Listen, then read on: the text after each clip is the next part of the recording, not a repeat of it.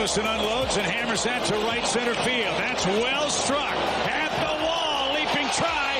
It is gone. It's a home run. That was Alec Burleson yesterday, courtesy of Bally Sports Midwest with Chip Carey on the call as the Cardinals earned the series split with the Colorado Rockies. Welcome in, everyone. A Monday here on BK and Ferrario. No BK as he was on the opening drive with Randy Carricker earlier today, but we do got T-Bone and Grant Francis. I'm Alex Ferrario. After the Cardinals win the finale against the Rockies, they lose the first one, and then over the weekend, a win on Friday and a loss on Saturday gets them a split with the Colorado Rockies, T-Bone, that came, if you want to celebrate it, they came into Busch Stadium. You might not be celebrating when I tell you this one, with 8 road victories this season. Ugh. Let me repeat that. Out of 8 tries? Nope, not out of 8 tries.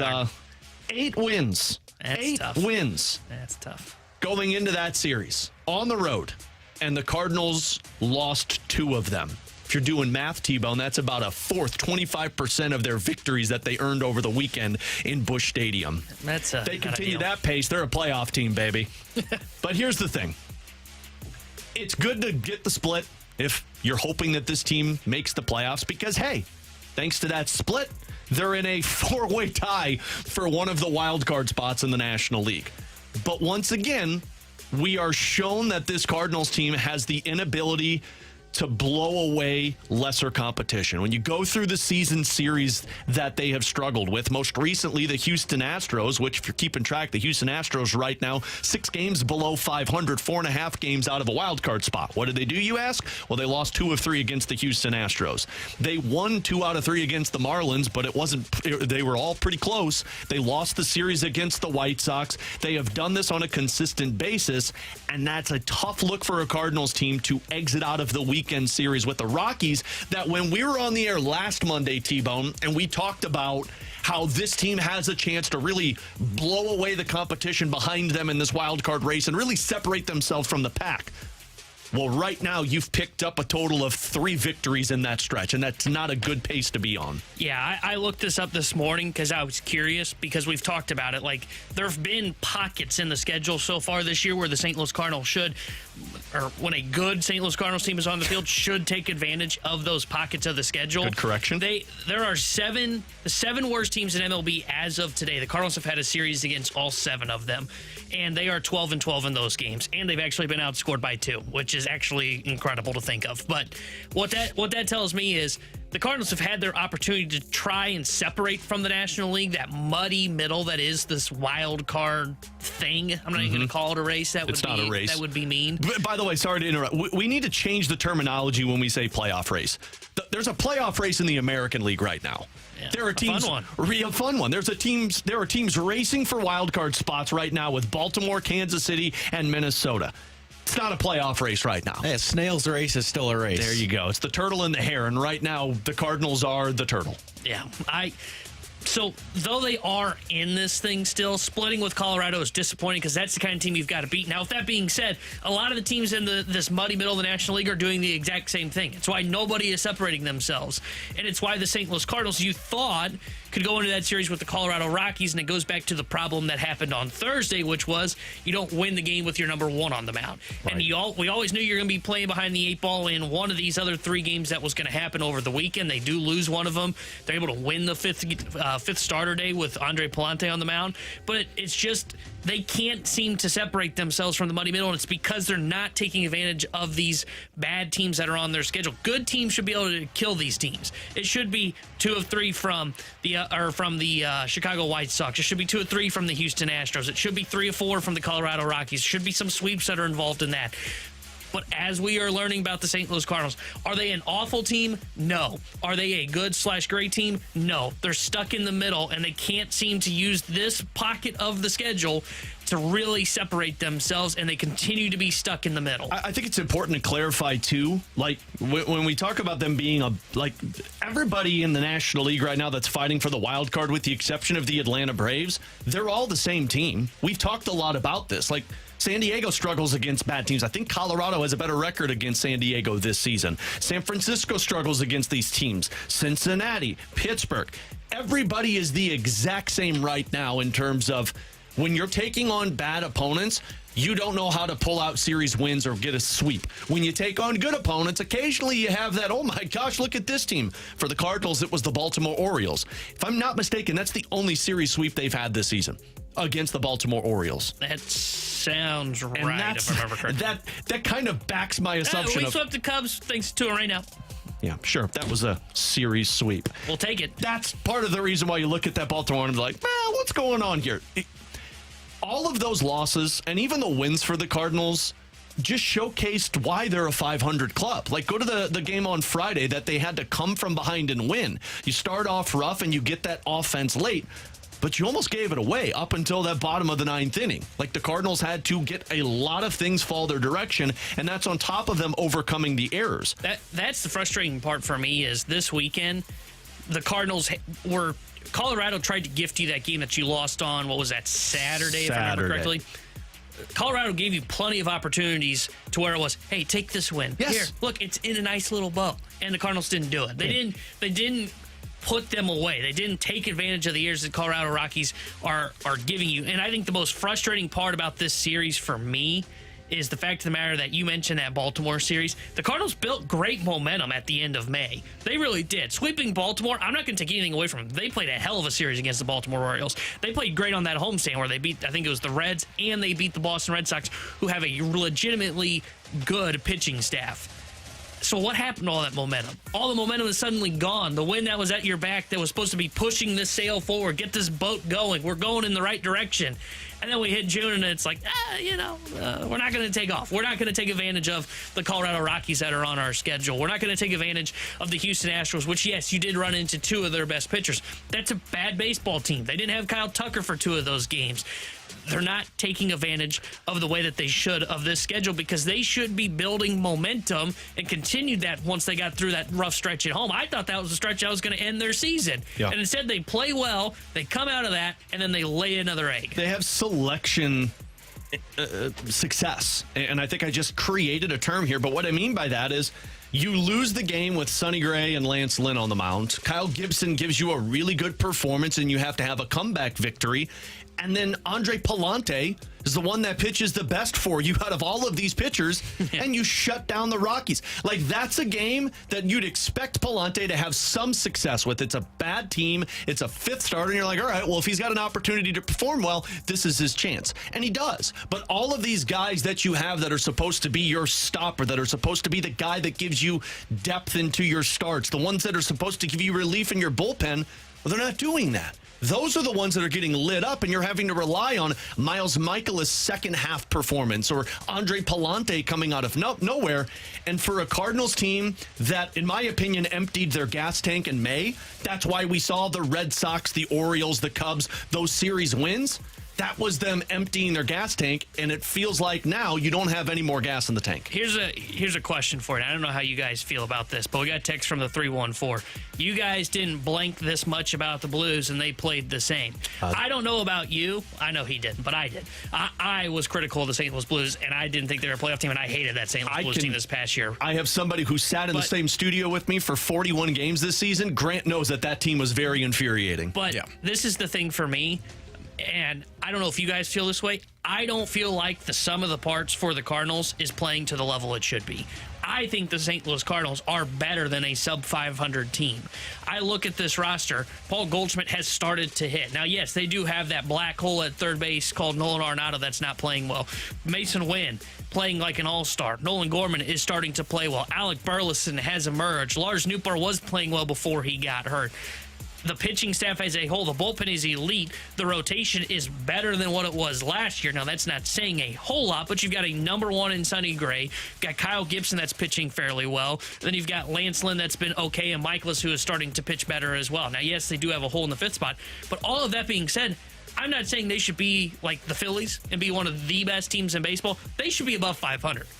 To me, the parts are not equaling what I should see. To me, this should be a above 500 team that plays better baseball, and that's why I am so critical of this team. This should be better, and it has not been playing well, and that's what is frustrating to me. For me, if you're looking at comparing the Blues and the Cardinals, if you look at the wins and losses, they're not all that dissimilar because, yeah, the Blues sort of had a similar 500 hovering around that record throughout the season. The difference is what is the long-term plan for the Cardinals? Because right now it's piecing it together year by year and hoping that we can back ourselves into a playoff spot and then just get in and make a run. For the Blues, they're in a similar situation, but they have more of a long-term plan, and they're upfront with it. Like, the Blues are saying, yes, we believe we can make the playoffs. If we don't, that's fine. We want to see our players take some steps, and we're building to compete 2 to 3 years down the road. The Cardinals don't have that long-term plan right now, and I think people are getting frustrated by that. They're doing sort of the same thing standings-wise, but they're going about it different ways. Yeah, it feels a lot like, now they're not losing the same way, but it feels a lot like what last season was, to where you weren't picking up victories against really bad teams. Now, you are winning some of them, but it feels like the difference between the month of April. Where I would push back there is last year's team truly sucked. But that's what I mean by that is that rotation was abysmal. But that's what I mean by that. You lost in a different way than what you did last year. Last year, your bullpen was getting blown up. Your starting pitching couldn't do it, and you were trying to stay in it. You're still losing the games, though. What I'm trying to say, though, is like last year's team was a 90-loss team.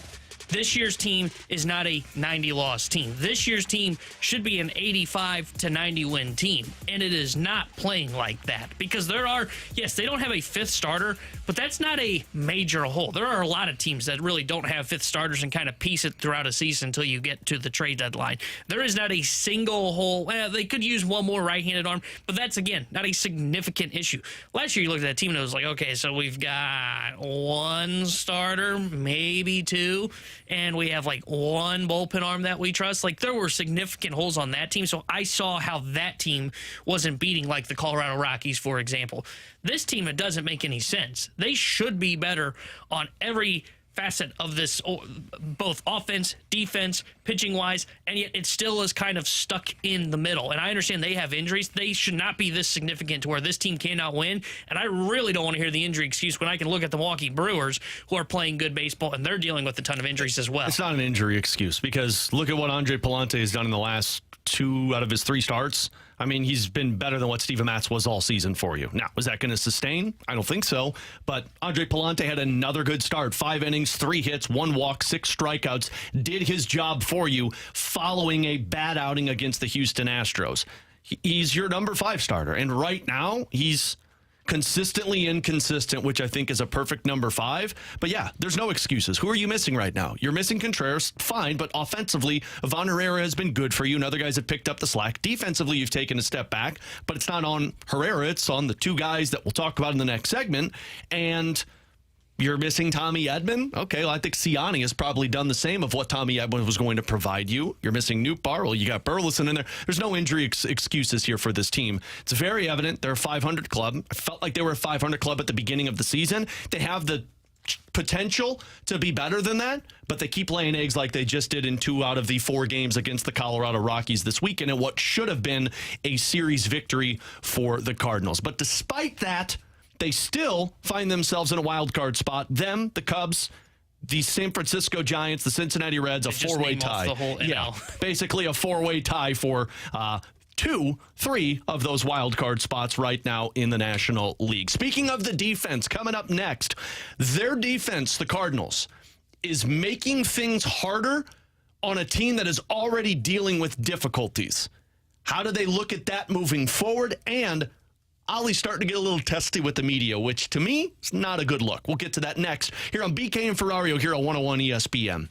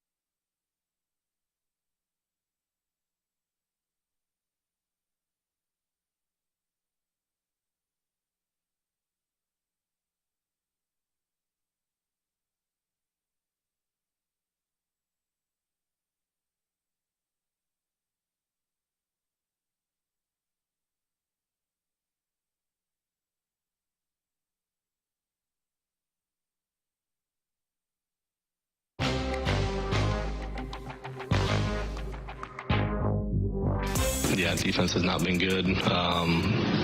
Gibby did a really nice job of pitching through some noise today, that's for sure. The Gorman play obviously sticks out. The DC one, there's several that stick out there. The throwdown on, it's not good. The attention to detail has been super high, and the preparation leading into it, I feel good about what our guys are doing leading into the game. The quality of that's no different than when we were praising the defense early on this year. We're just in a little bit of a rut where there are a lot of mistakes being made on the field. That was Ali Marmol last night talking about the defensive struggles for the Cardinals. Another tough weekend for them defensively. 2 errors on Saturday, 2 on Sunday, and then they didn't have any on Sunday. My mistake. Yes, yesterday. So a total of 4 errors in those 4 games against the Colorado Rockies. It's been a narrative pretty much since what, T-Bone? The middle of May, beginning of May, where the errors... Ever since the Angel series, yeah, really the errors really started impacting the team. And if you look at their unearned runs versus their earned run ratio, there are only 3 teams that are worse than them right now in Major League Baseball. And it's the Chicago Cubs, it is the Toronto Blue Jays, and it's the Oakland Athletics. Those are the only 3 teams that have given up more unearned runs than earned runs in Major League Baseball. And the part about it is who it's impacting. We entered the season talking about your catcher. Well, Wilson Contreras, although your catcher has had some problems, it's been mostly Ivan Herrera. Wilson Contreras, when he was in there, had none of those blips on the radar.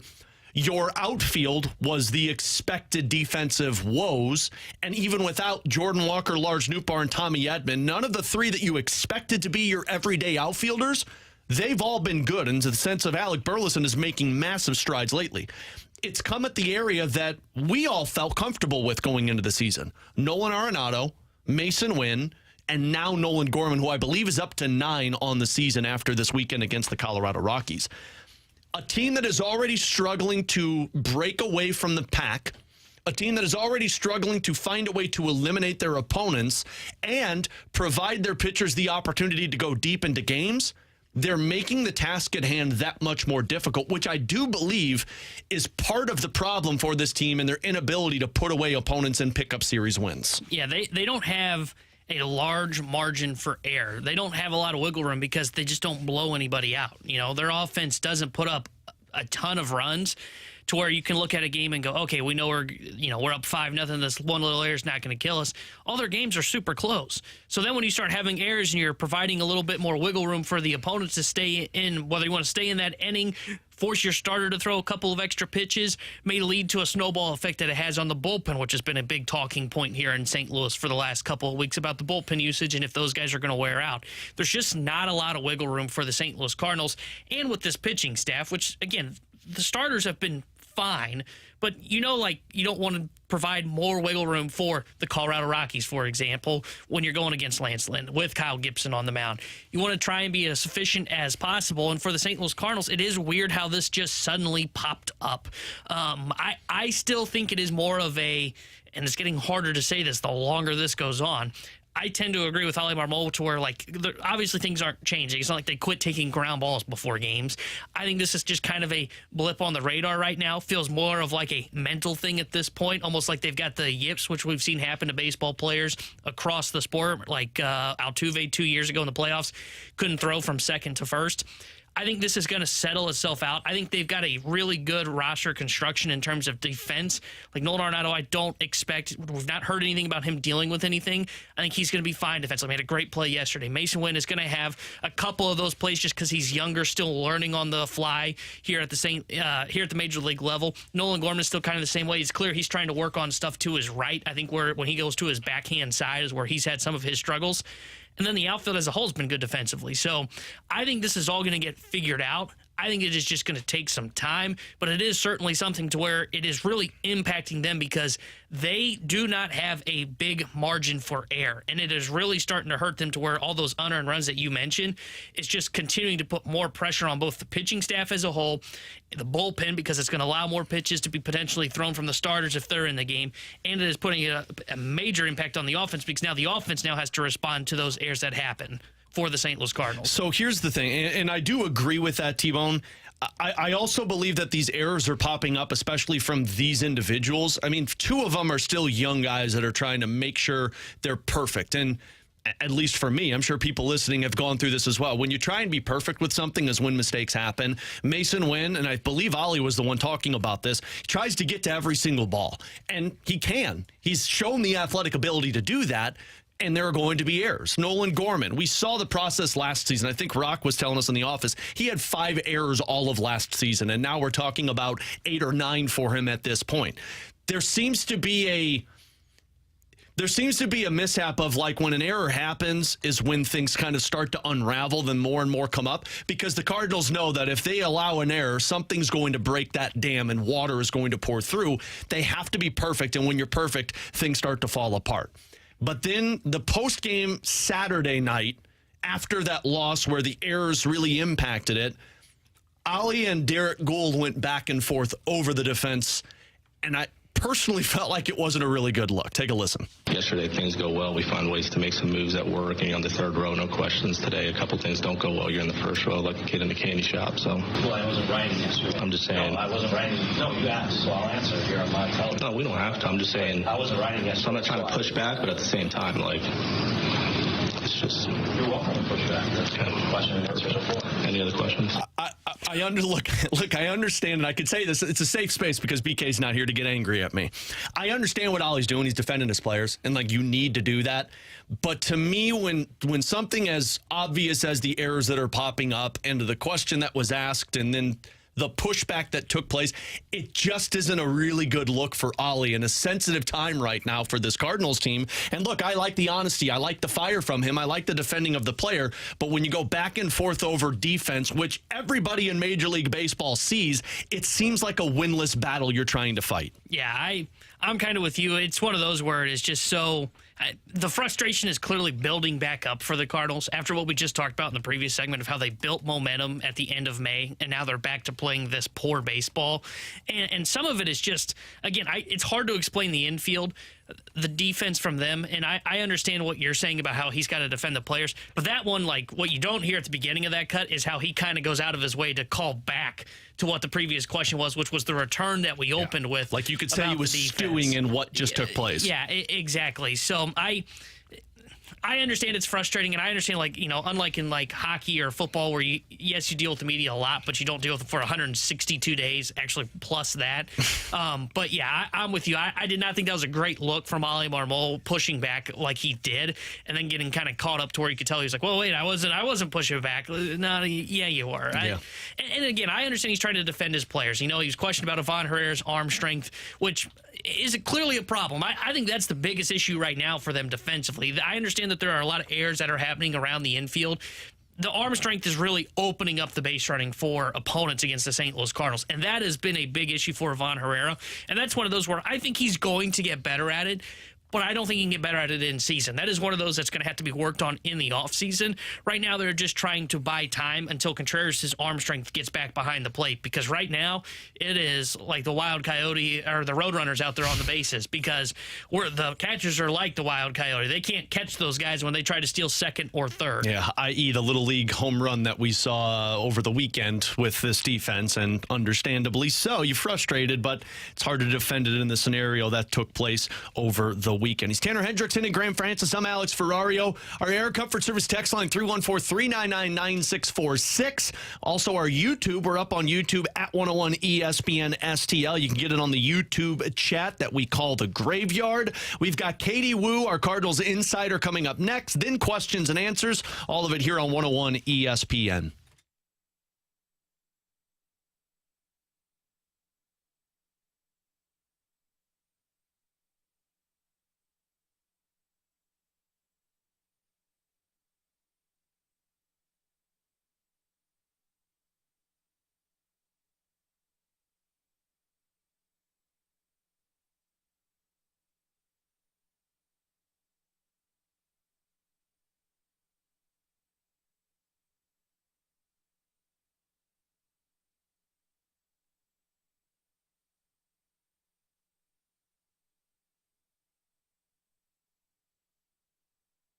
So I've opened up my Circa Sports app for tonight's game because, it's the Stanley Cup final. It's game 2, so I'm going to make sure that I lay my Ferrario parlay down over on the Circa Sports Illinois app. I've had success this season, so I'm going to give you another one so you can win some money, and I'll explain why you need to do it on the Circa app elsewhere. So, 3 picks for you. I think the Panthers easily win this one, and I'm even taking them on the puck line, -1.5. I'm saying we're going to see the over tonight, and I'm picking Leon Draisaitl to score for the Edmonton Oilers. If I put $10 on that over on the FanDuel app, I only bring in 95. When I do that on the Circa Sports Illinois app, I bring in $115. That's because they have the tight money line splits. They make sure you bring in the most money possible. If you're going on those big parlays or those big future bets, all of those provide you the opportunity to bring in money and not limit you based off of your winnings. Plus, at Circa Sports Illinois, you're always speaking to a human, not a robot, which is really important when it comes to the customer service.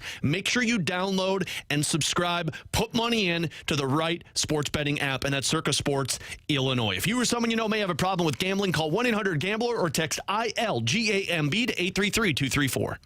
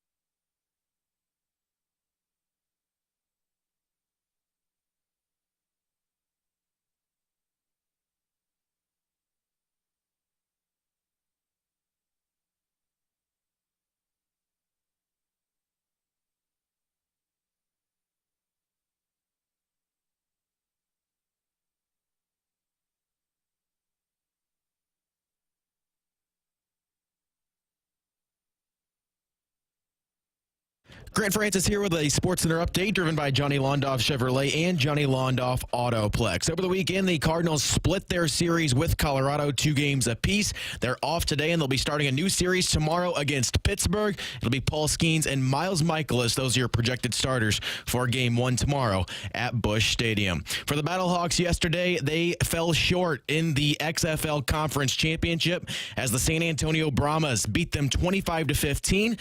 They will be moving on to face the Stallions in the UFL Championship here in St. Louis on Sunday. And then for City SC, they played to another draw this weekend, 0-0 against Portland. 9th draw of the season for City, who is now 3-9-4 on the season. Tonight here on 101 ESPN, we will have Game 2 of the Stanley Cup Final between the Oilers and the Panthers. It will be a 6:30 pregame. The Panthers lead that series 1-0.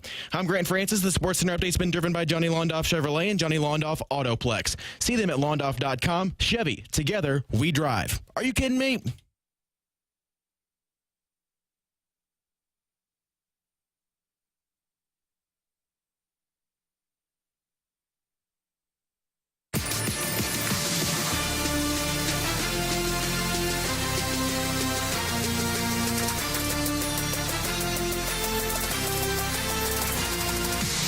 Alongside Tanner Hendrickson and Graham Francis, I'm Alex Ferrario. No BK today as he was filling in on the morning show. He will be back with us tomorrow as the Cardinals will be back in action tomorrow after splitting the series against the Colorado Rockies. And out at Busch Stadium over the weekend was Katie Wu of The Athletic, our Cardinals insider, who had the piece out earlier today. 3 Cardinals takeaways from a disappointing Rockies series. Katie, how are you today? What's up, guys? No BK, no problem. I'm totally kidding. But no, it was a frustrating series, a disappointing series against the Colorado Rockies.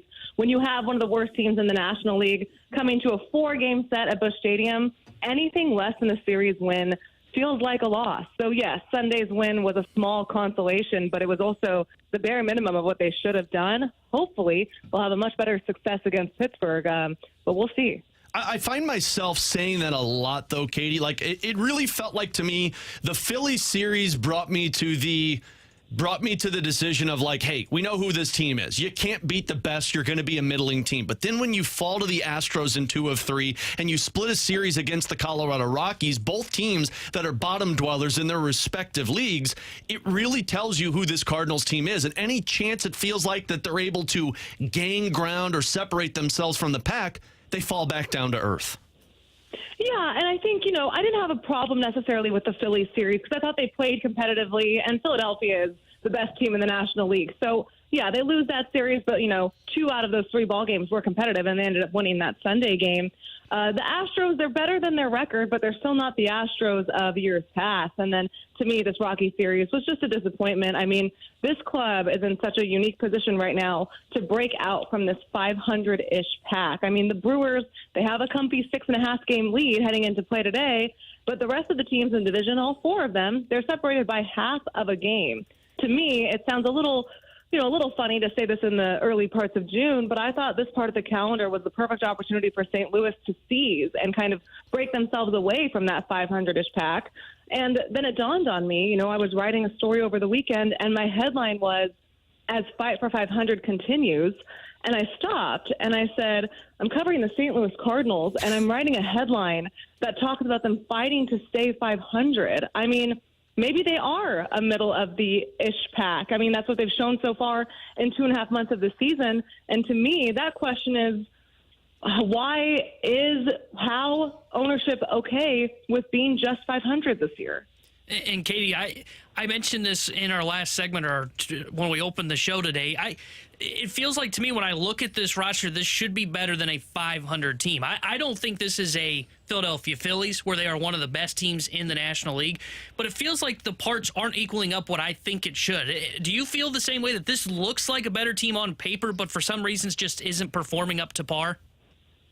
I think when you have your regular starters back, they're an above 500 team. Right now, with who they have in their lineup every day, I mean, we've talked about the roster depth. We've talked about, again, for the last 6 weeks, the lack of a 5th starter. The outfield has some of the worst offensive production in all of baseball. You look at the right-handed side of the bench, it's virtually non-existent. To me, this roster is playing exactly the way it's constructed with the players that they have up to its potential. Do I think they will, settle under 500 with guys like Wilson Contreras and Tommy Edman back? No, I do think they'll have an overall better body of play. But right now, I mean, if your starters aren't clicking, you're 1 through 9, it's not like Ollie Marmol really has a lot of weapons off the bench right now. I mean, we saw Bud Black on Thursday just mow through that Cardinals lineup, and it's the Rockies don't have a great bullpen by any means, but it was still such an easy lane for Bud Black to navigate because the Cardinals don't have really any legitimate threats off the bench. They hardly have legitimate threats in their starting lineup. So I think when you're looking at this, I know John Mozeliak's not immune to criticism, neither is Ollie Marmol, but when you're looking at the grand picture of things, it's hard to win right now with the 26 guys they have currently assembled. So, Katie, back when you just a little bit ago said that, it's hard to imagine that this front office and that the ownership are okay being a 500 team. When you look at what they could do to make themselves better than a 500 team, it just feels unrealistic because it's such a big stretch to go and make that type of move. But it's also, you're relying on these cornerstones right now, and those are the ones that seem to be struggling for you. So it's hard to see how this team can break away from being a 500 team. Yeah, that's completely fair. Also, it's not like the calendar dictates that Mo can go out and do something right now. It's middle June. We still have 7 weeks before the trade deadline. And, to be fair, I don't think the front office is rolling out this product every day like, yeah, this is the best we can do. I think they know that there needs to be some changes made. I'm just not quite sure how you can make those changes right now if you're operating under the parameters of staying competitive, but being competitive this season is being 500. If that's, I don't know this, but if I'm speculating, if that's the parameters that ownership has set, I'm not quite sure where the front office can go from here. I don't blame them one bit for relying on Paul Goldschmidt and Nolan Arenado to be Paul Goldschmidt and Nolan Arenado, right? I mean, who could have seen the significance of a drop-off on the heart of the order from them? But I do think the overall lack of depth is kind of a glaring indictment on the organization because the Cardinals, I know they're fresh off one of the worst seasons in history. Most teams would be satisfied to be 500 at this point. But the St. Louis Cardinals pride themselves on their history, their winning tradition. And if you're going to boast yourself as one of the top franchises in baseball, settling for 500 just doesn't fly in this city. And I think the more that the Cardinals in general roll out like this, the more you're going to see lackluster crowds at the stadium. You're going to see drops in attendance. You're going to see an overall indifference or apathy to this club. Twice, guys, the 2 wins over the weekend, the cannon guy and the fireworks guy were late. Oh, they were late. Come on. He had one job. Guys were high-fiving. I'm serious. They're high-fiving, celebrating, and I'm looking, and I'm like, where are the cannons? So it's a little baffling to me. I don't want to overreact over one bad series, but at this point, it sure seems like the Cardinals need to take advantage over the next 2 weeks, get Contreras back, maybe get Edman back soon, and put themselves in a position to be legitimate buyers at the trade deadline. And maybe we're having a better conversation in August. But right now, I totally understand why fans are so apathetic. I really do. Well, Cardinals, if you need a new guy to shoot off the cannon, I could time it properly. I can promise that much.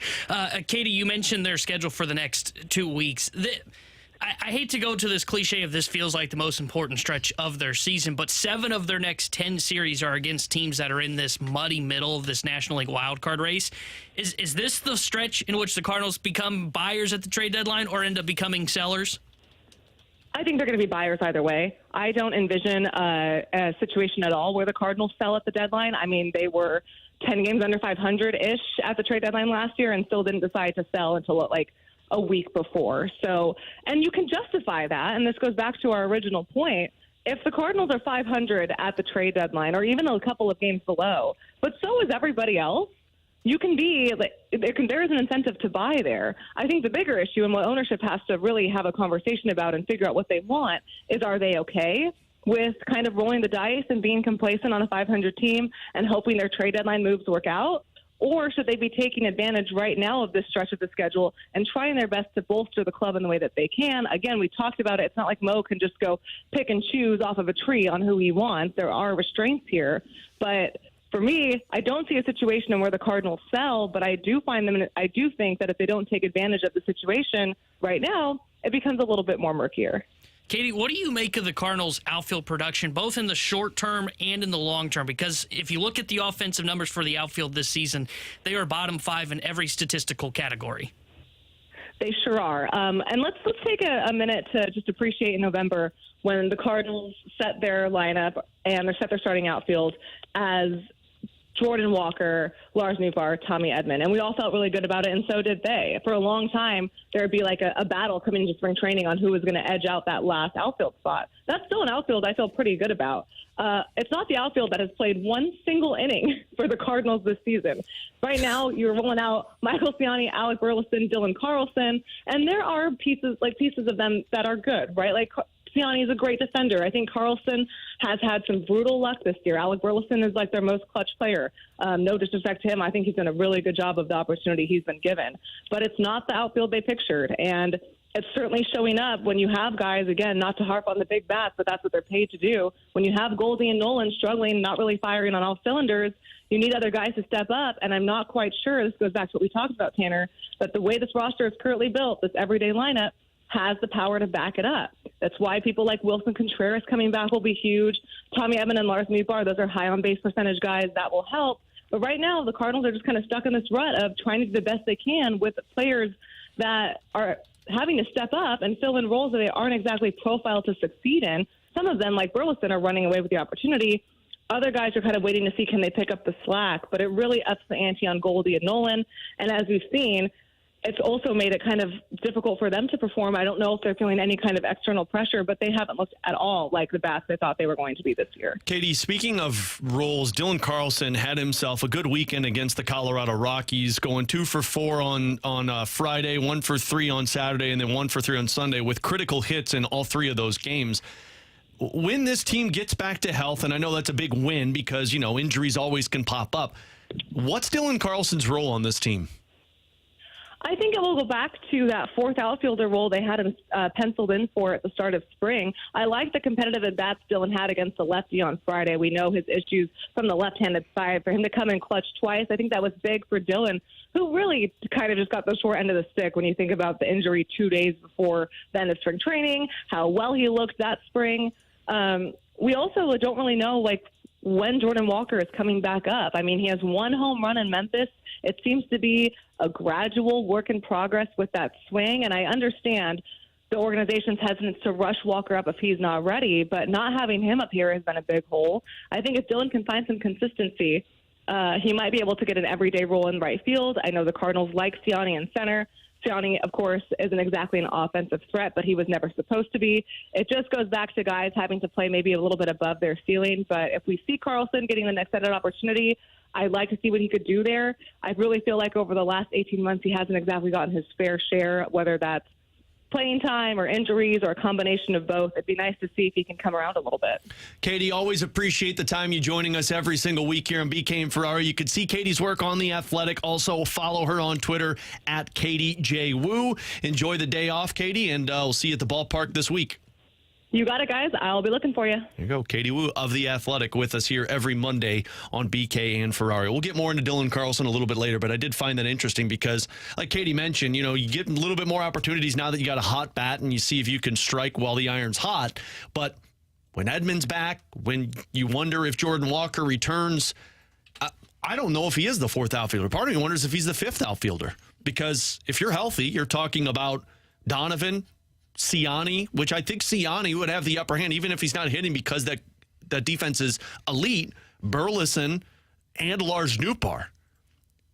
It's hard to imagine where he falls in line with that if Walker's not even up here. And if Walker's up here, well, now you're talking about dipping lower, and you've still got Tommy Edman to figure out what to use with. Yeah, he's going to have to carve out a role here in the next couple of weeks while he is swinging the bat better. And if he starts to swing the bat better, you could look at a platoon in center field, even though he's not very good defensively in center field. But I'm kind of with you to where, Michael Ciani feels like the guy that fits more of that fourth outfielder role. Because of the defense replacement, yeah. Exactly. Now, granted, if you're going with Tommy Edman as your starting center fielder, maybe that diminishes the role of Ciani because then you don't necessarily need a defensive center fielder, but you could put him in right or left. I don't know. It's going to be interesting. I'm fascinated to know if Carlson is starting to get more opportunities with the Cardinals because when he's right, he hits left-handed pitching very well. And it's clear the Cardinals do not like Michael Ciani versus lefties because he's not been good against them this season. So there is a path for Carlson to try and carve out a role, earn more playing time here. It's just a matter of if he can take advantage of it. He's Tanner Hendrickson, Graham Francis. I'm Alex Ferrario. 314-399-9646 is our Air Comfort Service text line. You send us questions. We'll answer them next here on BK and Ferrario on 101 ESPN.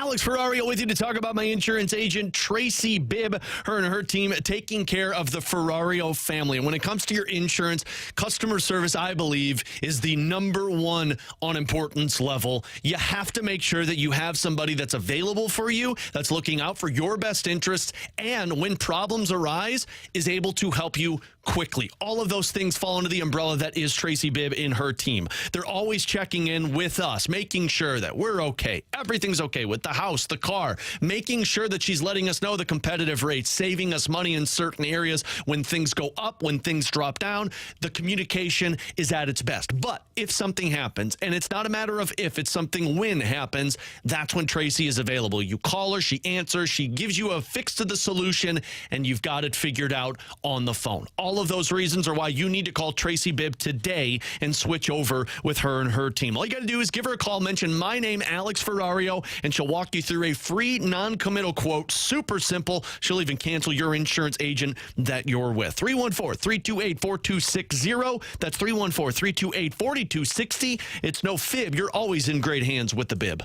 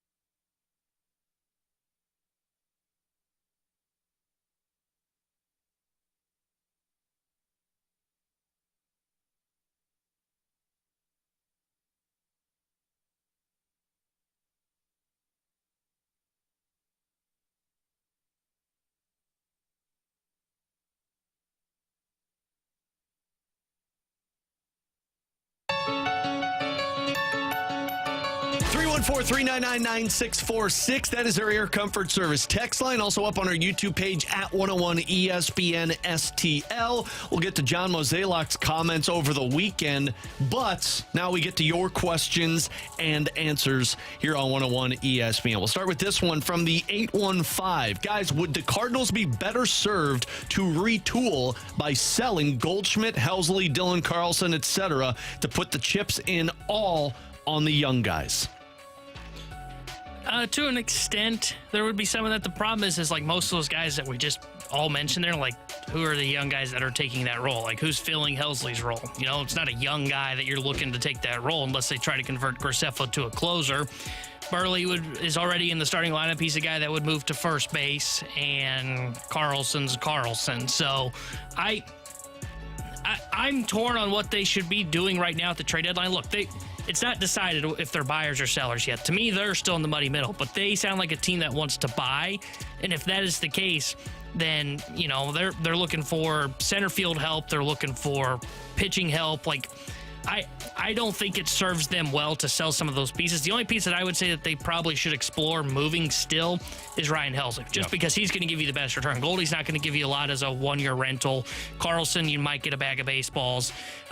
Kittredge is probably their second best trade chip right now. Like, they just don't have a lot of pieces. Like, when you look at Toronto, you look at the Mets, you look at the Astros, those are pieces that could be sold off if those teams don't turn things around. Yeah, I would be in seller mode right now. I would not be in buying mode, mostly because I know who I am, and a 500 team might make the playoffs, but isn't going to do much damage in the playoffs. Now, what do they look like when they're healthier? I'll give it a shot, but for right now, I know who this team is. No coincidence that Flag Day is on Friday, and you'll wrap up a series against the Pirates, and at best, you'll be one game below 500. So for this team, Helsley is a definite, because that's going to give you a lot in the return. I would consider Goldschmidt. I would consider some pieces on my roster to give the playing time to the younger players, but also to see what I could get in return to expedite this retool. And that's to this other text that we got on the 636. Guys, what teams are really realistically going to be selling at the deadline? It seems everybody is going to either be in buying or stand pat mode. Yeah, right now I would say there are 5, maybe 6 teams that are definite sellers. You can already declare Colorado sellers. You can declare the Marlins, the Marlins Mets. as sellers. The Mets, they're technically in the race, but everything that's coming out of New York I think says, their owners basically telling you. Everything that's come out of New York basically is a flashing red light that says we are in sell mode. Oakland, the Angels, they'll be sellers. White Sox will be sellers. Really, the teams that are going to decide, there's a handful of teams that are still kind of in what-if mode. I think you could see Washington potentially be sellers, Houston potentially be sellers.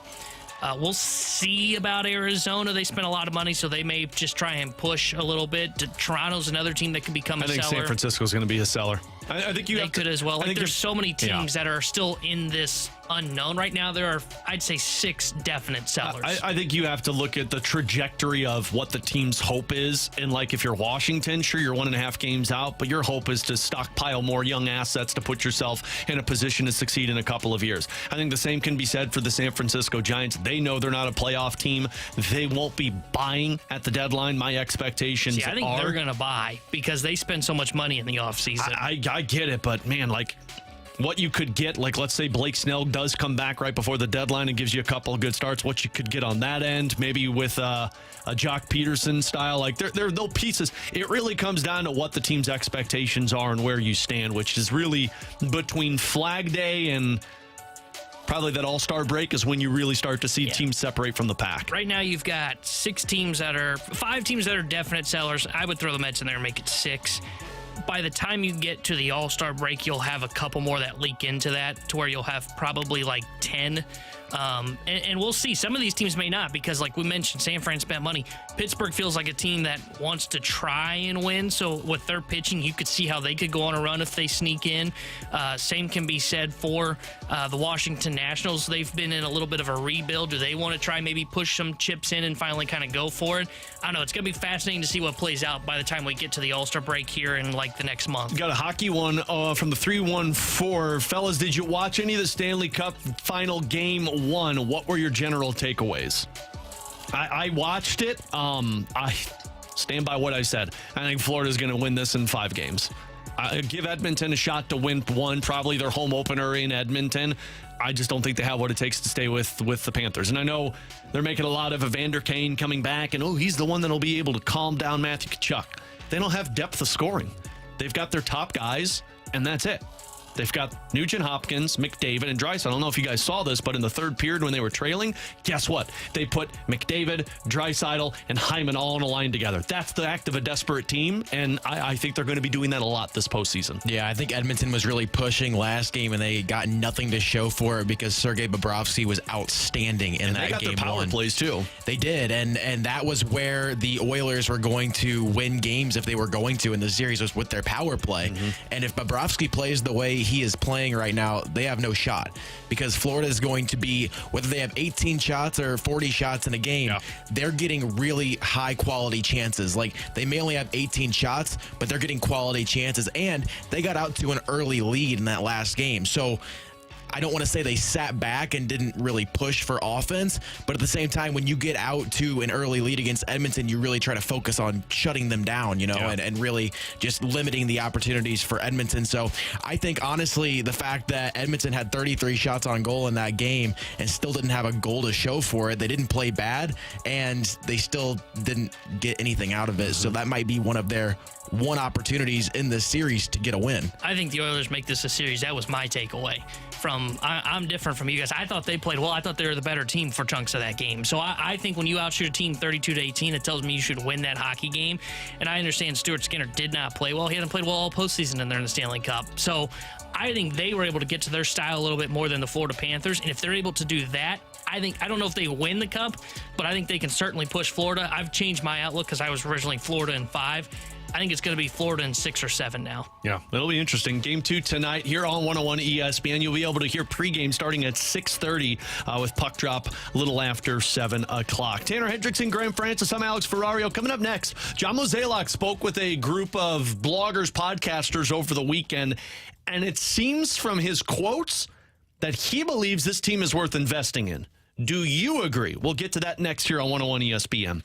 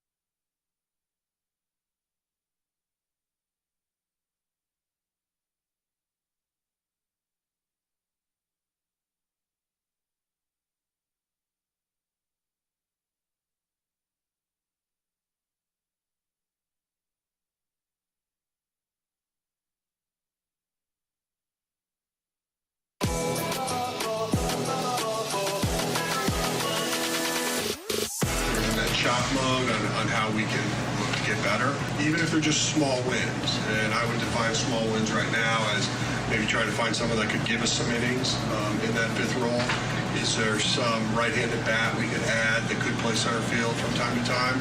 That would be helpful as well. So that was John Mozeliak, president of baseball operations, over the weekend at Busch Stadium, courtesy of Viva Alberto's blog. It was a podcast blogger day at Busch Stadium where they had the opportunity to speak with John Mozeliak. And credit to the Cardinals for giving that opportunity because, I mean, those blogs, podcasts, those are some very informative stuff that you can get out of, especially Viva Alberto's. But John Mozeliak there speaking about the Cardinals going to be in shop mode. And if you just missed it, Katie Wu, our Cardinals insider, said that as of right now, she believes that the Cardinals would be in buy mode. They're not going to enter sell mode. We can have differing opinions on that. Here's the bottom line. If you're in a playoff conversation, you can't be in sell mode unless you are just bluntly honest about, hey, we suck. We shouldn't be here. The long term is more important and we're selling. I personally believe that the Cardinals should probably be in that part because a guy like Ryan Helsley and what he could provide you, plus how good your bullpen truly is. But I can't deny where the Cardinals are. They still have, over a month and a half before the actual trade deadline in Major League Baseball, and you're in a flurry of 5 or 6 average teams that are fighting to be in a playoff spot. But I also think it's important to contextualize what John Mozeliak is saying there in terms of what they're shopping for. He said a fifth starter, and he said a right-handed hitter, possibly option off the bench, but a center fielder.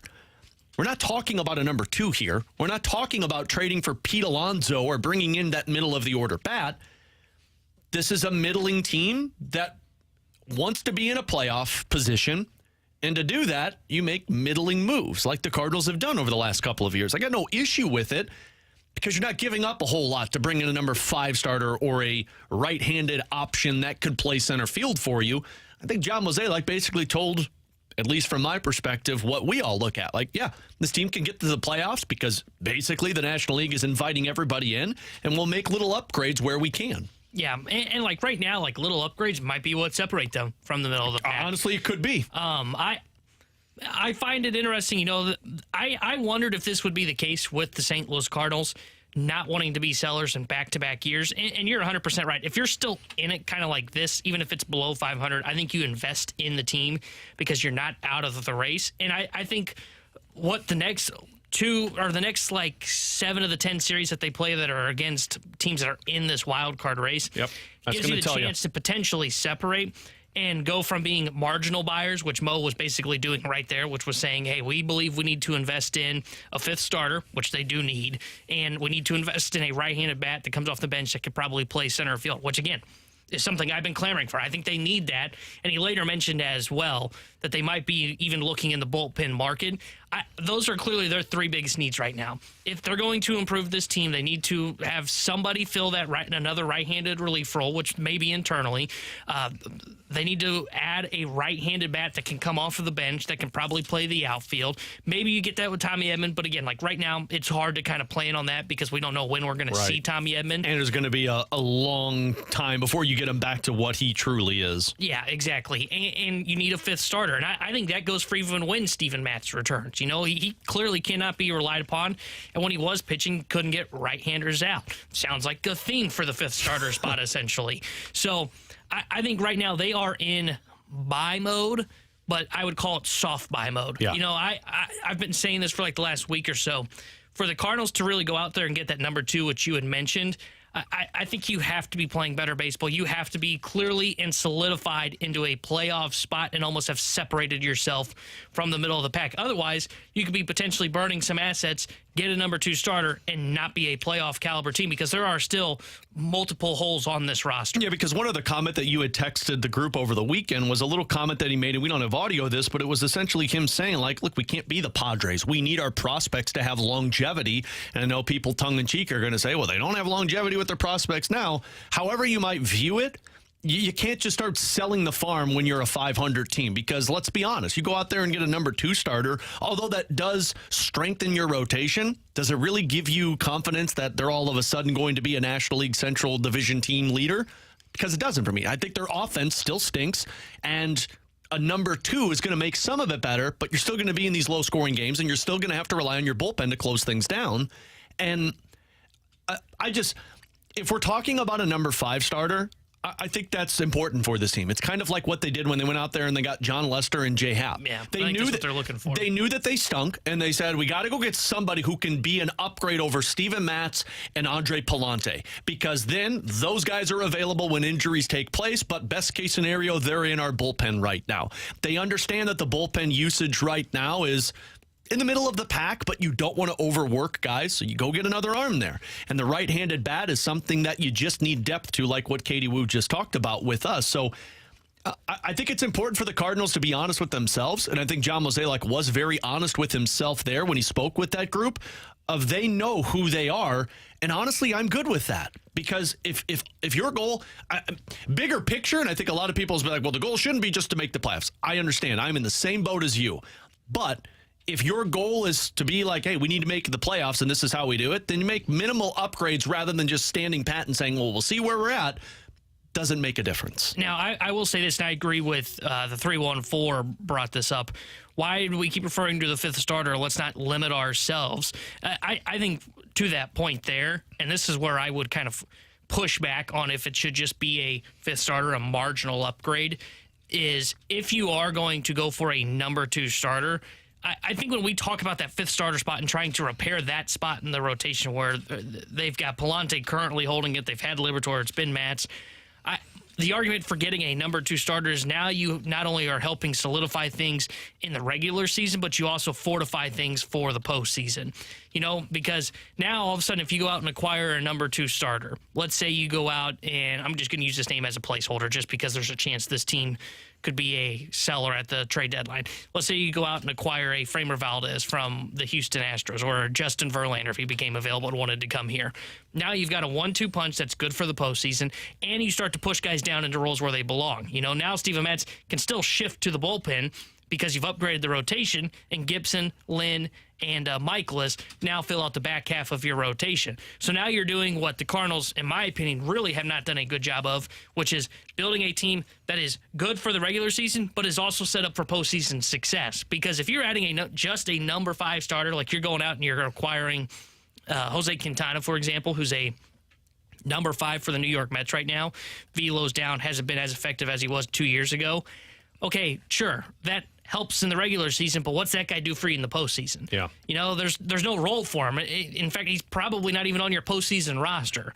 So that's where I would say, like, if you're the Cardinals, you still should be exploring that number 2 starter if you can find somebody that has got some cost control to them. Problem is those guys are like unicorns, and they're hardly ever out there. You're looking more at potential rentals more likely. But I think that would be the pushback for trying to still get a number 2.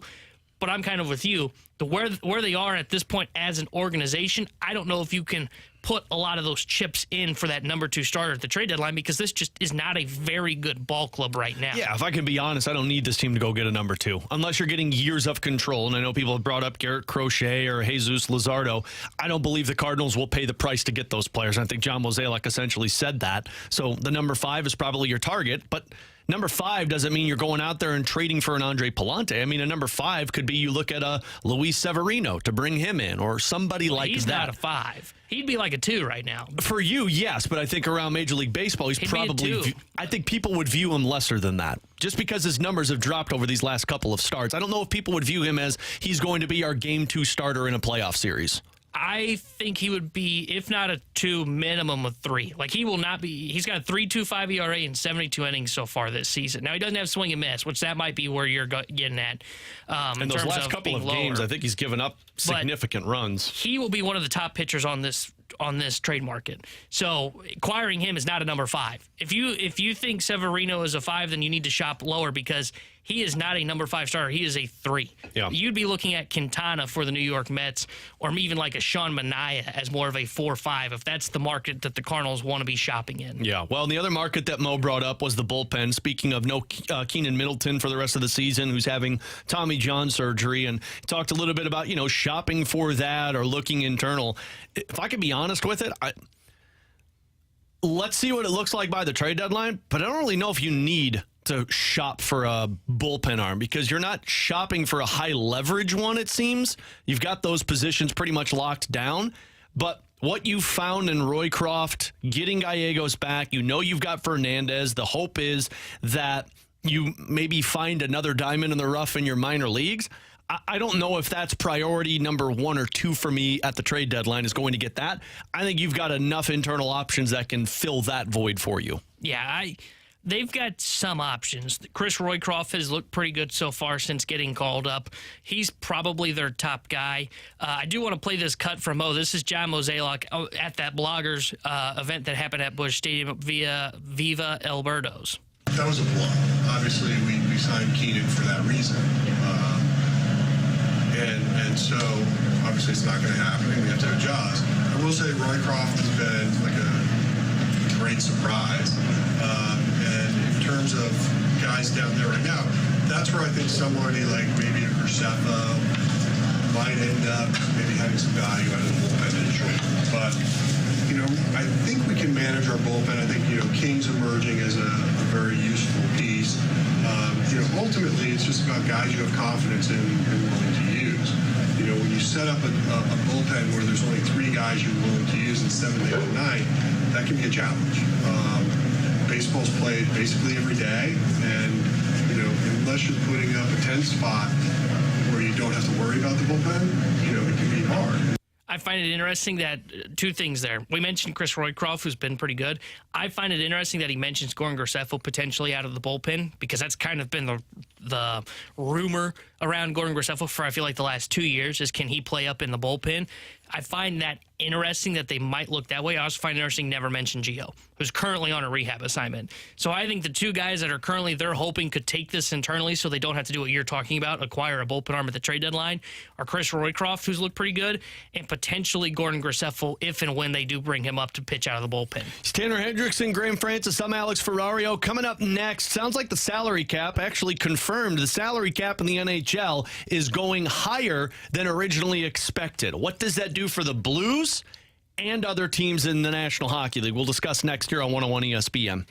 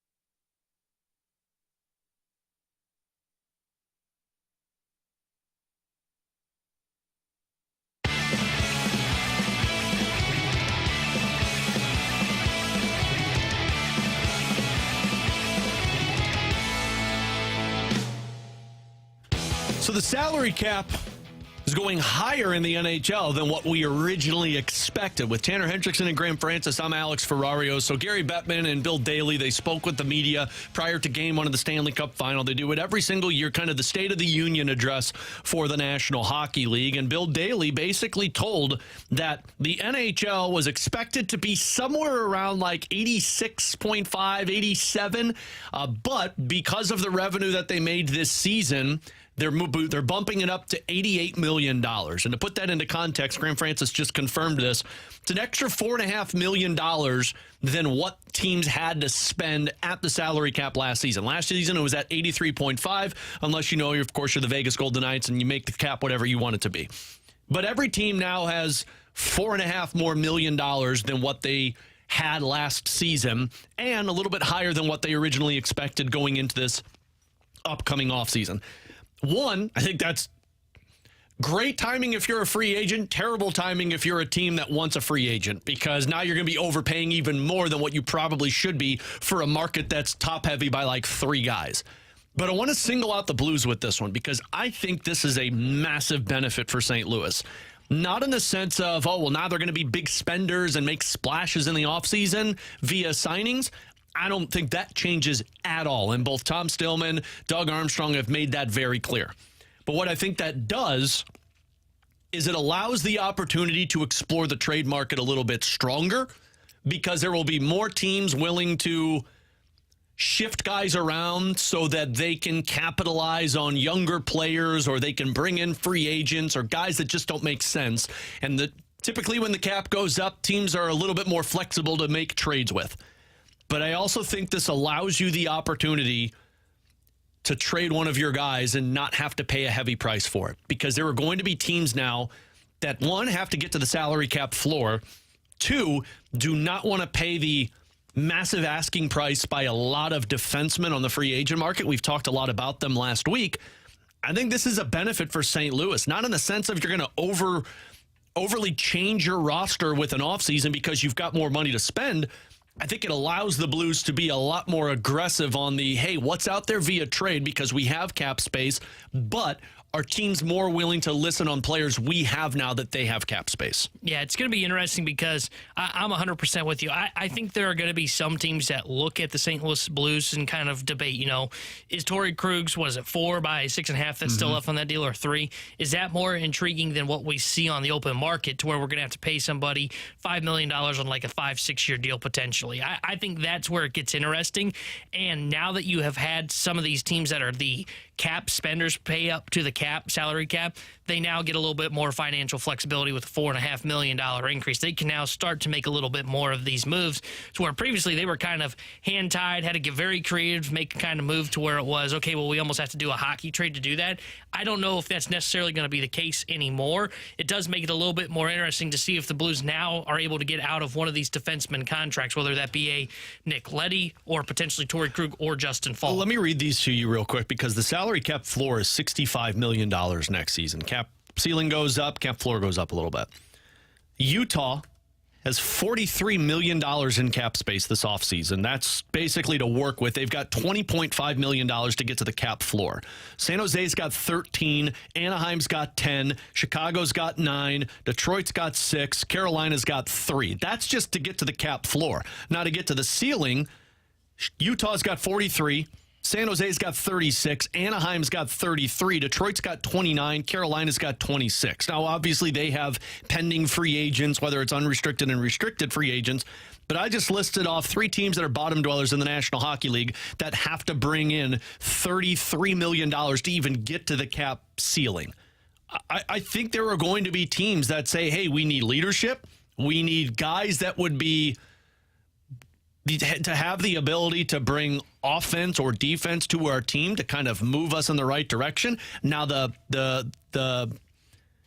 hiccup is going to be the no trade clauses, but you're going to have teams that are going to be willing to listen to offers that in the past 2 to 3 years were unwilling to even pick up the phone with. I agree with you. And I mean, we saw last offseason what the Blues tried to do in moving Torrey Krug, and the hang-up was that no trade clause. Now, that was to a team that was not good, was not projected to be very good this past season. Right. So you say maybe that was the hang up for Torrey Krug. He didn't want to go to a team that was going to be terrible. Now, I think with this salary cap increase, it makes these contracts a little bit more, they're not as bad to look at when you look at a $6.5 million cap hit on a player like a Krug or a Falk. So it might be a little bit more enticing for teams that are better and teams that are closer to contending and making the playoffs to take a player like a Falk or a Krug if they want to. So it might be a little bit easier to make it better for the player that has the no trade clause to be traded to a team that is better rather than a bad team. Here's the thing, too. You've got $15.9 million, according to Cap Friendly, right now. Now you have restricted free agents in Scott Perunovich, Nikita Alexandrov. Obviously, you'll sign a couple of other guys here and there, but I mean, let's just say that those guys get less than $1 million. We're talking about $14 million.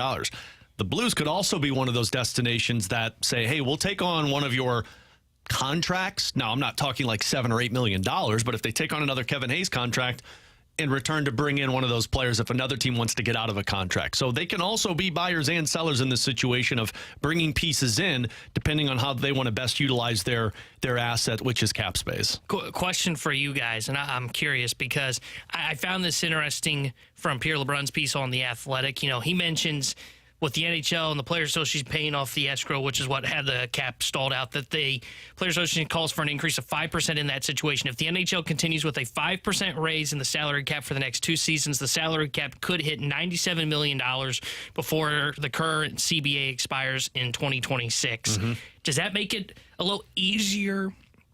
Excuse me, getting emotional about for $97 million. I get it, man. I'm getting it's going to be a good year in 2 years. Getting emotional thinking about the $97 that I would have, that would get me excited. But does it make it a little easier for the Blues then to potentially extend Pavel Buchnevich? You know, we've talked about the difficult decision the Blues have with Buch coming up, where he can sign an extension starting on July 1st. Mm-hmm. And we've talked about it. He could be looking for 8x8. He'd be, you know, we don't know exactly what the deal could look like. It'd be the 2026 start of 26 season. So the 26, 27 up to $97 million by the start of the 2026-27 season. If that's what they're kind of projecting out, and if you're Army, you're looking at that, and you have an idea of, okay, here's what we kind of project the cap to look at. Does that influence at all the decision making process on an extension for Buch, or is it?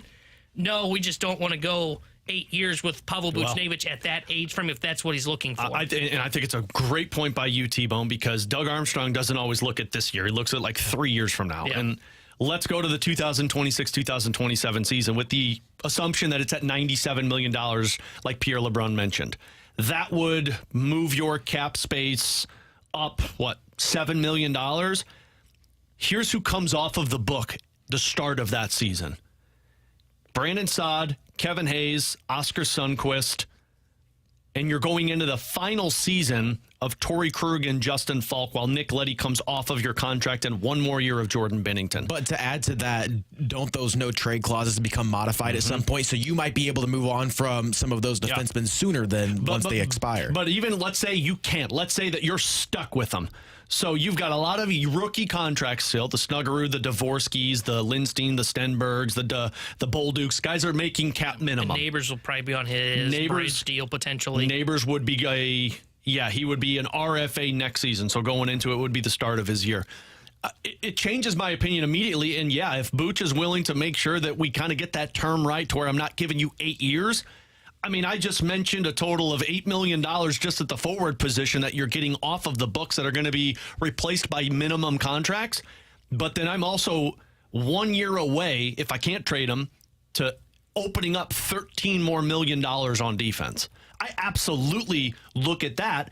And as much as I don't believe Pavel Buchnevich trends in the direction of being a top-line player to where you're paying him $8 million, if my salary cap is rising to the point where his cap hit percentage is going to be less than 7%, which $97 million and you're making $8, I'll pounce on that because I think at least you trend in the right direction of the type of player you want on your roster. Here's what I will say. If the Blues are planning on signing Pavel Buchnevich, I think they should do it as soon as possible. Oh, yeah. Because say a free agent like Jake Gensel gets signed in a place that has a ton of cap space, like Utah or Chicago. Exactly. There's been a lot of rumors around Gensel in Chicago, and they just throw money at this player.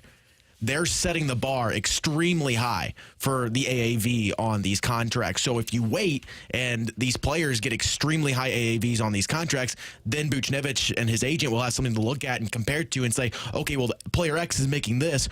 We should make somewhere in this ballpark, rather than if you get out in front of it and you do it immediately and you set that bar, you might be able to keep it under control a little bit. I think once you pass July 1st, I'd give it about a week. If you don't see anything with Booch, I'd be surprised if anything, because they'll work quick on this. And here's the thing. I know the parameters. You're not going to get paid more than Thomas and Kyrou. So basically, he's going to be less than $8 million.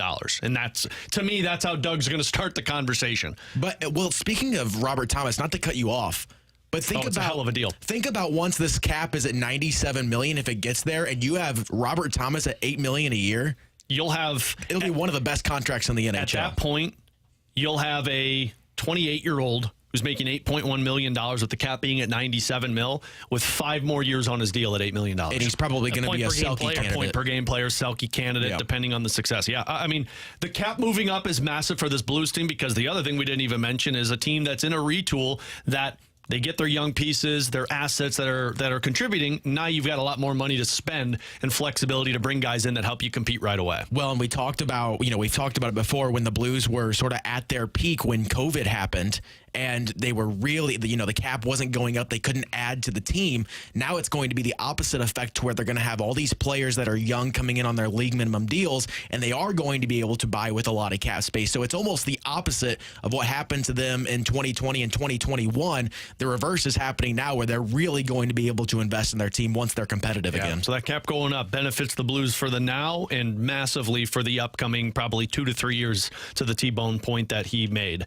Coming up next on BK and Ferrario, the Cardinals outfield is once again in flux. What does that mean for this team for the rest of this season, but also for seasons to come? We'll discuss that next year on BK and Ferrario on 101 ESPN.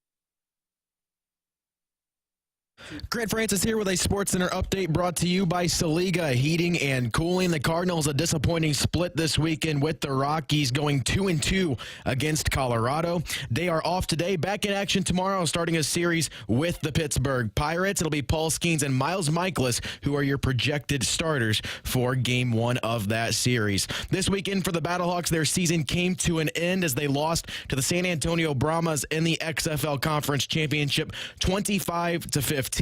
It will be the Birmingham Stallions going up against the Brahmas for the UFL Championship this Sunday here in St. Louis. And for City SC this weekend, they play to yet another draw on the season, 0-0 against Portland, the 9th draw of the season for City, who is now 3-9-4. Tonight here on 101 ESPN, we will have Stanley Cup final coverage for you. Game 2 of the series that is currently led by Florida 1-0. That pregame will start at 6:30. I'm Grant Francis. The SportsCenter update's been brought to you by Saliga Heating and Cooling, an independent American Standard heating and air conditioning dealer.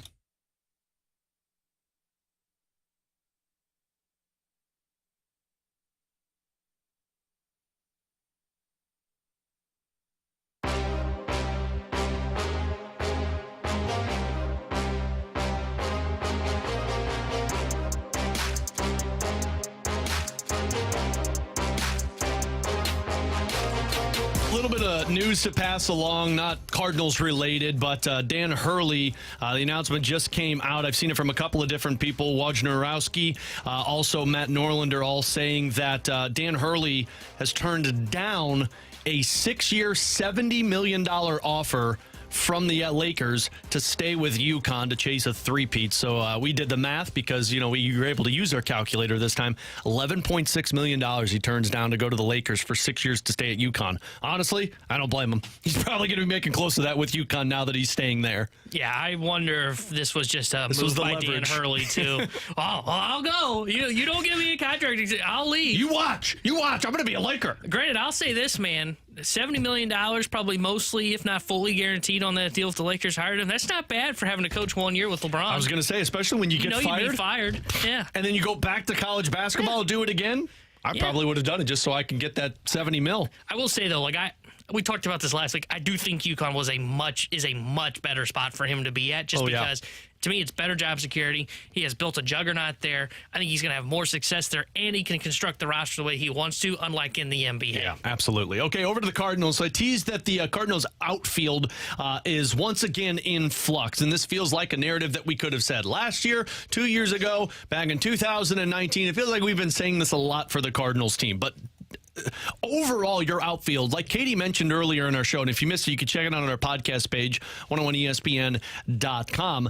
You've played 0 games this season with the outfield that you expected. Now, some of that's been good for you. You found out what Michael Ciani is, and I know the offense isn't there consistently, but defensively, he's a Gold Glove player. You've learned that Brendan Donovan can be a everyday outfielder for you and give you above average defense. And Alec Burleson has been very impressive, and he wouldn't have got this playing time if not for all of the injuries that have taken place. So some good has come out of this. But I don't think Donovan is your outfielder long term. Alec Burleson shouldn't be your outfielder long term. And Michael Ciani can't be your center fielder long term because that offense isn't going to play. So we started the season talking about how the future is Jordan Walker and Lars Nootbaar and Tommy Edman, and now it feels like one of those guys are a for sure thing in Jordan Walker. But even that one is kind of like, where does he fall? Lars Nootbaar just can't stay healthy for you, so you always have to plan for some type of injury. It once again, T-Bone, feels like the Cardinals are chasing their tails with their outfielders. Yeah, they can't seem to ever get the outfield kind of locked in. I think that's a problem to be a contender. Yeah, I would agree. And some of this comes down to, Walker just hasn't developed the way that the Cardinals thought. They thought maybe he'd be an everyday big leaguer at this point, and it turns out he needs more seasoning in AAA. Nootbaar, again, having another injury that we've talked about ad nauseum. It seems like he gets hurt a lot. Reminds you a little bit of Tyler O'Neill, doesn't it, where he's dealing with injuries. Absolutely. So that's been the biggest thing. But, yeah, I think you're right. Until you can kind of look at the outfield and get production from it, because offensively, this is where they rank in all statistical categories offensively. In batting average, they are hitting .212, which is 27th in Major League Baseball going into yesterday. .282 on base percentage is 26th in the majors. .330 slug is 29th in the majors. A .612 OPS is 29th in the majors, and a 78 WRC plus, which is 27th in the majors. Like, offensively, it's been abysmal. And look, some of that is explainable because you had the bad starts from Victor Scott and Jordan Walker in the outfield. Dylan Carlson's not a very big offensive weapon, neither is Michael Ciani. And you've had Burley play well, but he's like the only guy. Nootbaar kind of turned it on before he got hurt. Donovan's been below league average this season offensively. They just can't seem to get the outfield to where you can look at and say, here's what the future is. And it's productive. You know, I think you can look at the outfield now and say, okay, what's the future outfield look like for the St. Louis Cardinals? I think it is probably Lars Nootbaar, probably Victor Scott, and Jordan Walker. You see what Victor Scott's doing in the minors? He's a struggler. Yeah, I mean, he's kind of Michael Ciani for you. But if you had Victor Scott be able to do what Michael Ciani's doing right now, and I know you mentioned his offense, like, Michael Ciani's not a big deal offensively if the lineup is hitting, because you can get away with it if Michael Ciani is the Everybody nine-hole has hitter. One of those. Exactly. If he's the 9-hole defensive specialist that plays center field and roams the outfield, you can get away with that. The problem is that the offense hasn't lived up to expectations. The cornerstone pieces in Goldie and Arenado have been disappointing and not what you expected this season. So I think you can see what the vision is for the outfield, but once again, it is back in the talking point to where I thought when we came into this season, we weren't going to be talking about, okay, what are they going to get out of center field? That was going to be questionable, but you knew you were going to get good defense out of it. But the corners, you thought you had Nootbaar and Walker, and as Katie told us when she came on and joined us, they haven't had a single inning played by what was supposed to be their starting outfield of Newt, Edman, and Walker this season. Yeah, and I just don't know how I feel long-term for a lot of those guys. Like Tommy Edman, we talked about how, you know, the defense was Gold Glove-esque, and you had that, and offensively he was good splitsies, but now that you've gone without him, I think you're looking for an upgrade over Tommy Edman at center field. And maybe that is Victor Scott by next season, but again, I think he's hitting like 200 right now in AAA with an on-base percentage of like 290, so it hasn't really shifted much for you, and if you're concerned about Jordan Walker in the minors, Victor Scott's right there with it, but Lars Nootbaar feels like you have to plan for something else for 70 to 80 games in a season, which, again, is what you did with Tyler O'Neill. And Jordan Walker still hasn't found his potential yet in the minors. So, I mean, we're talking about filling holes for 3 different positions. And I do think you've got multiple guys that can do that. Like Brendan Donovan, he's the super utility guy. If you need to use him out there, you can get away with it. He's looked good.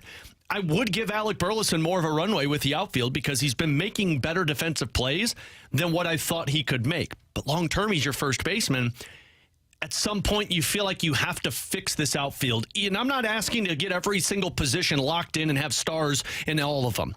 But at some point, you have to get that star or superstar in one of those outfield spots. And I think, I don't even know if you necessarily need a superstar, in my opinion.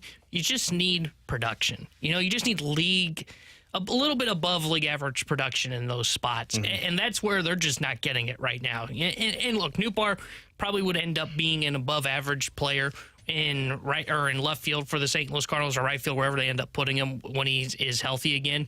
But it just comes down to, is Walker going to develop into that guy? And I still believe he will. And I think he will fall into that superstar category. They just need to figure out, okay, here's what the outfield is for the next 5 years, and they have to be right on it. And that's where they just I don't think they're questioning their decisions of saying Nootbaar's in our future plans, Walker's in our futures plans, but it didn't get off to the start that you were expecting. This was a hiccup year, and you hope that's all it is. This was a hiccup year. Walker's up next year, never has to go back down to the minors. Nootbaar can finally put together a healthy season. Maybe Tommy Edman I think he's one more year of arbitration, can play center field, and boom, okay, you've got the outfield done, you've got your production, you don't have to worry about it. You can figure out whatever other problems that may occur. Right now, though, it is a massive hole for them in terms of the offensive production they are getting. Yeah, and I think it's going to impact them throughout the rest of the season. When you get guys back, now you're figuring out playing time, and you wonder if those bats decline when you're not. Like if Burleson's not in the lineup on a consistent basis, does that bat go away? Because when it does, do you truly believe that somebody else's bat is going to fill the void of what he's been doing in this stretch? Because, I mean, I could argue he's one of your 2 MVPs right now of keeping your head above water. So this season, it feels like it's like, how are we going to do it? But you can piece it together. I think long-term is the part you look at that outfield and you really wonder what it's going to look like. And a lot of that resides on Jordan Walker. And we'll get into him a little bit later on in the 1 o'clock hour because John Mozeliak also had some comments on Jordan Walker's growth in the minors since he's been sent back down to AAA. With Tanner Hendrickson and Graham Francis, I'm Alex Ferrario. Again, we're up on our YouTube page at 101 ESPN STL on our Air Comfort Service text line 314-399-9646. Coming up at 15 minutes. Mo seems to believe that the Cardinals are developing a superstar at a different position. What does that mean for the team long term? We'll get into that in the 1 o'clock hour. But coming up next, we dive into the junk drawer here on 101 ESPN.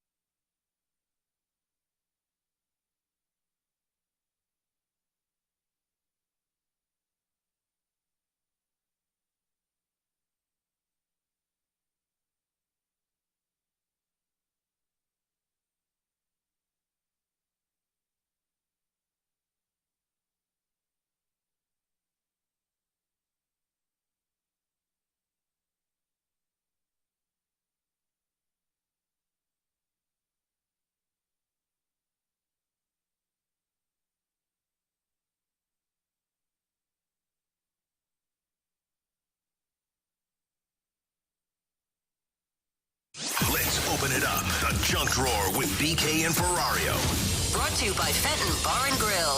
Best trashed wings in Missouri. Dine in, carry out, 7 days a week.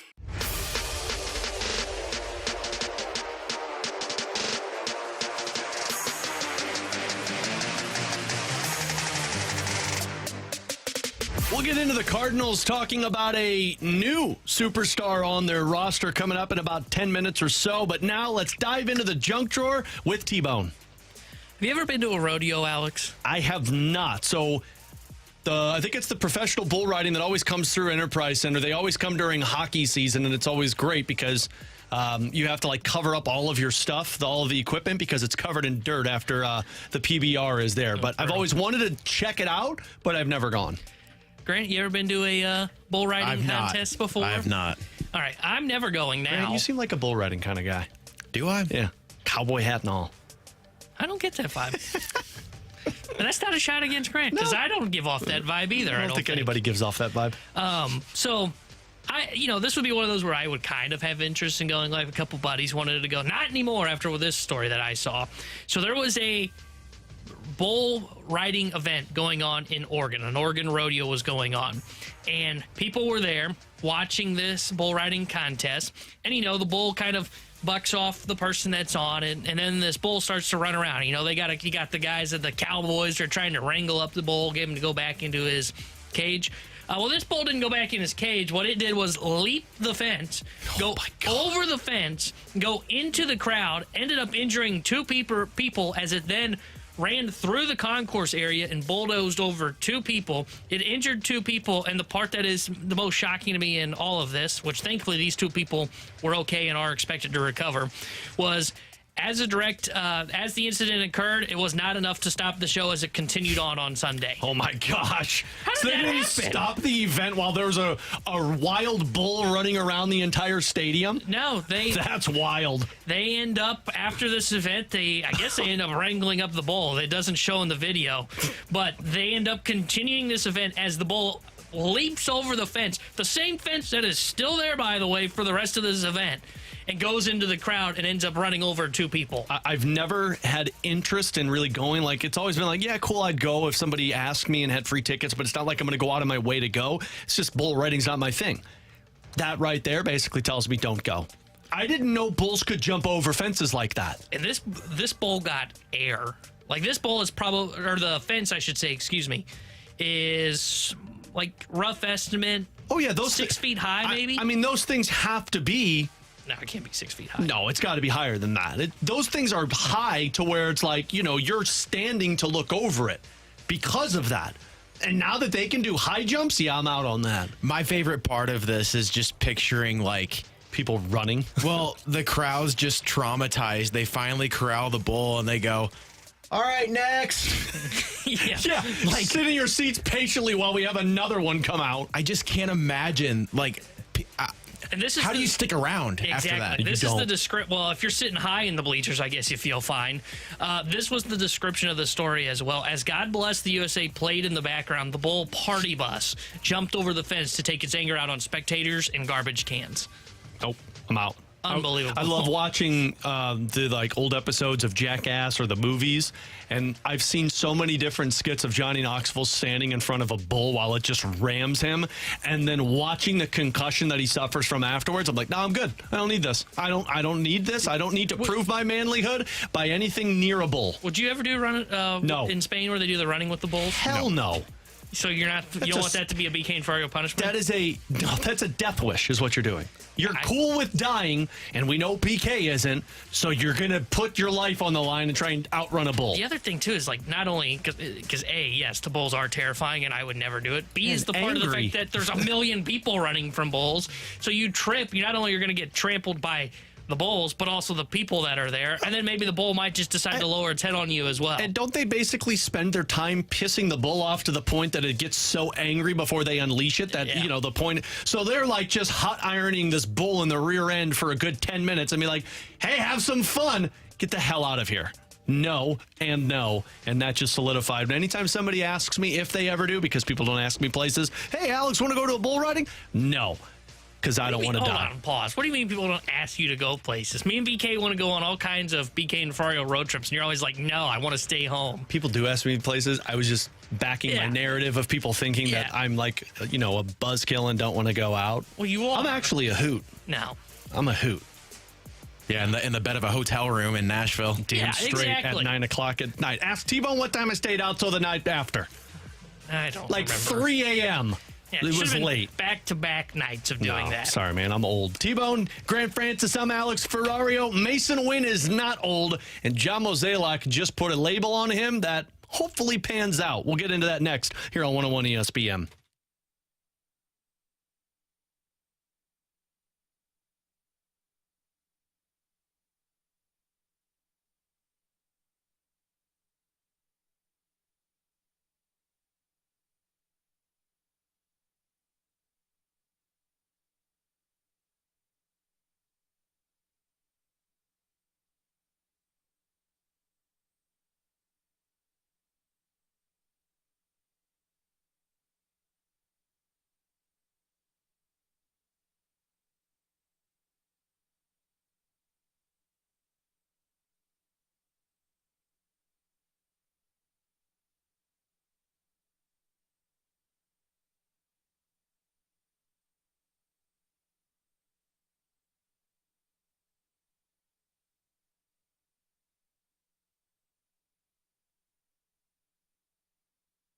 Alex Ferrario with you to talk about my friends over at Rhino Shield. With all the rain we've gotten over these last couple of weeks, it's odd to say, have you checked on the exterior of your home?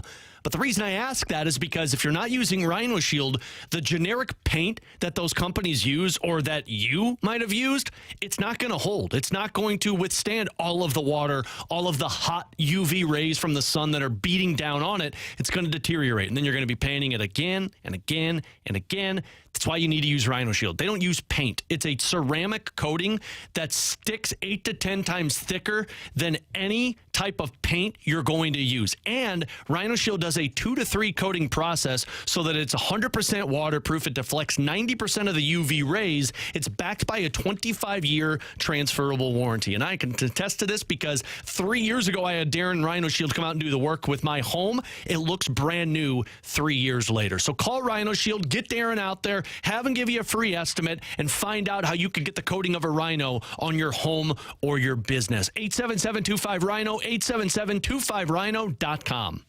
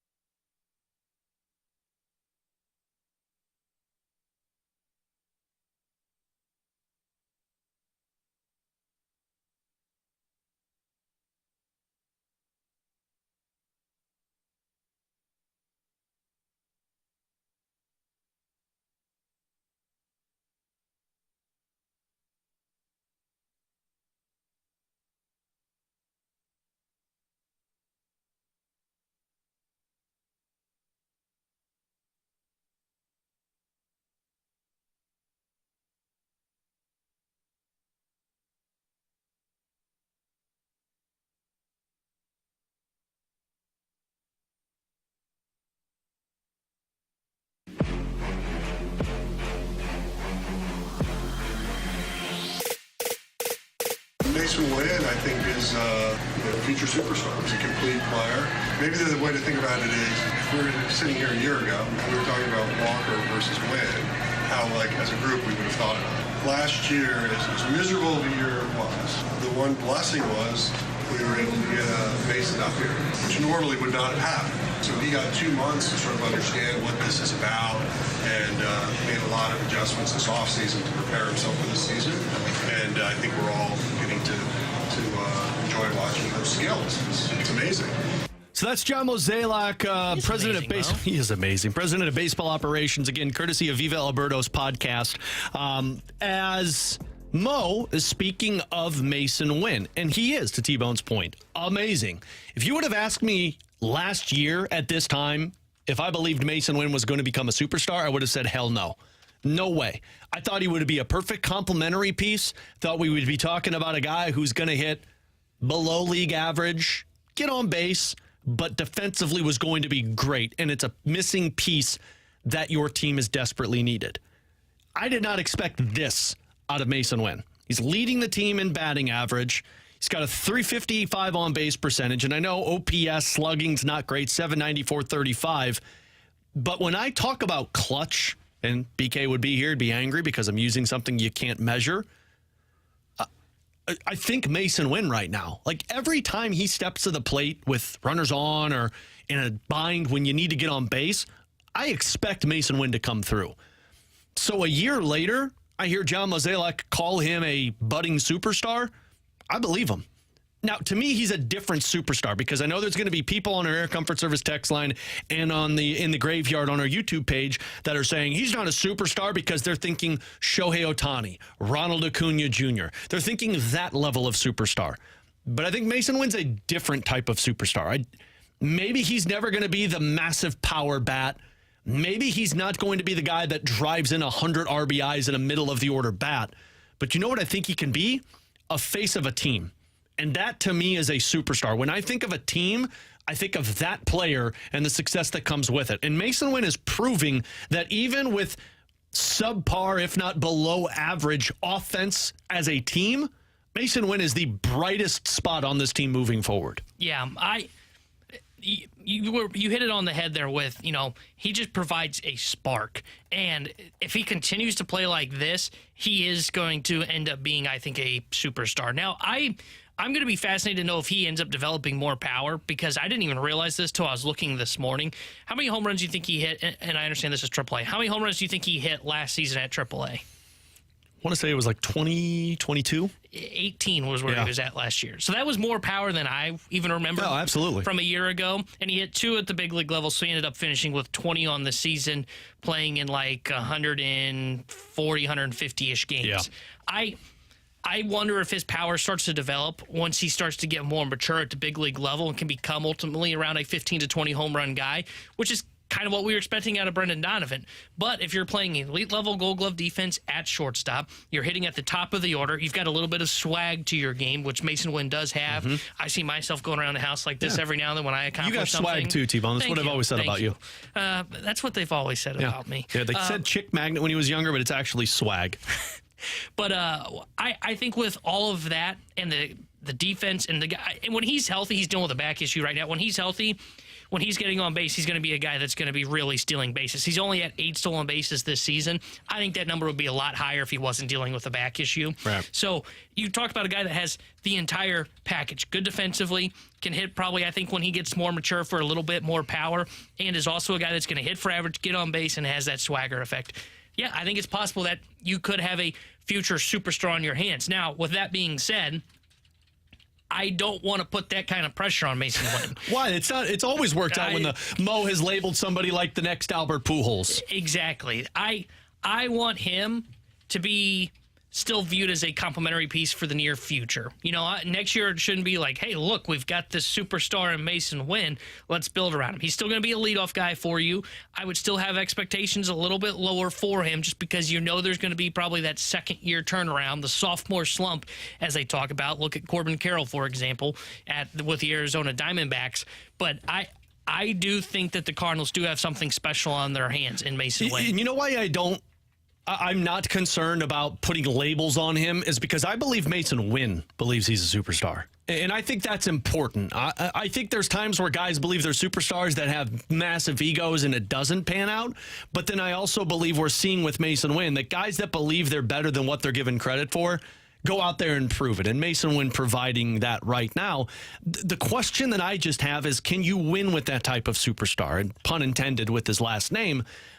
You're doing it now, yes. But we're talking so much about the lack of power with this team and where the offense is coming from and, who's the middle of the order bat. T-Bone, you and I have been on the same page. If you don't have middle of the order bats, you're not going to go anywhere in Major League Baseball. And although I do believe Mason Wynn is a superstar, I also look at it and say, what level of superstar? Because I don't see him ever becoming a middle of the order bat. I think Mason Wynn's always probably at best going to be a leadoff hitter for you, or maybe a number 2 because he's got that clutchness in his at-bats.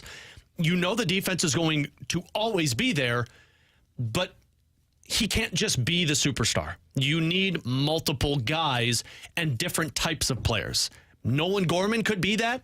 Frankly, I'd really like to see what Alec Burleson turns into when you give him an extended run. But I look at Mason Wynn, I hear John Mozeliak's comments, and I agree with him. You need this. This, to me, feels a lot like what Yadier Molina was in his career. I'm not saying they're the same player, but you had the swag, the defense was incredible, and you just had that ability to come through with the big play at the right time. I'm going to hate saying this, but now you need your Albert. And not to the level, because Albert is a generational. But you got to have that type of superstar with the Mason Wynn type of superstar to have success. Yeah, and I think I agree with you. I don't think Wynn should ever be expected to be a middle-of-the-order bat, but I don't put as much pressure on, they've got to develop that superstar guy for the middle of the order. You just have to have him. I don't care how you get him. You either draft and develop him, which maybe Walker ends up becoming. Problem is, it's so rare to have the Goldschmidt and Arenado thing fall into your lap when they're in their prime years to win right now.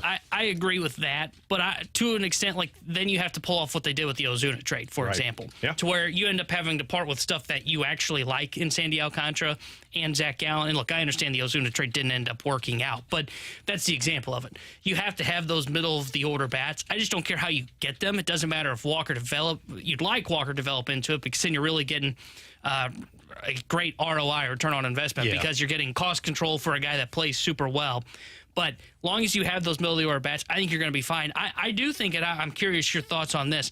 We talk about the Goldie and Arenado era in the last 2 years as, hey, what is the Cardinals' strength? The Cardinals' strength is, hey, they are elite at the corners. Mm-hmm.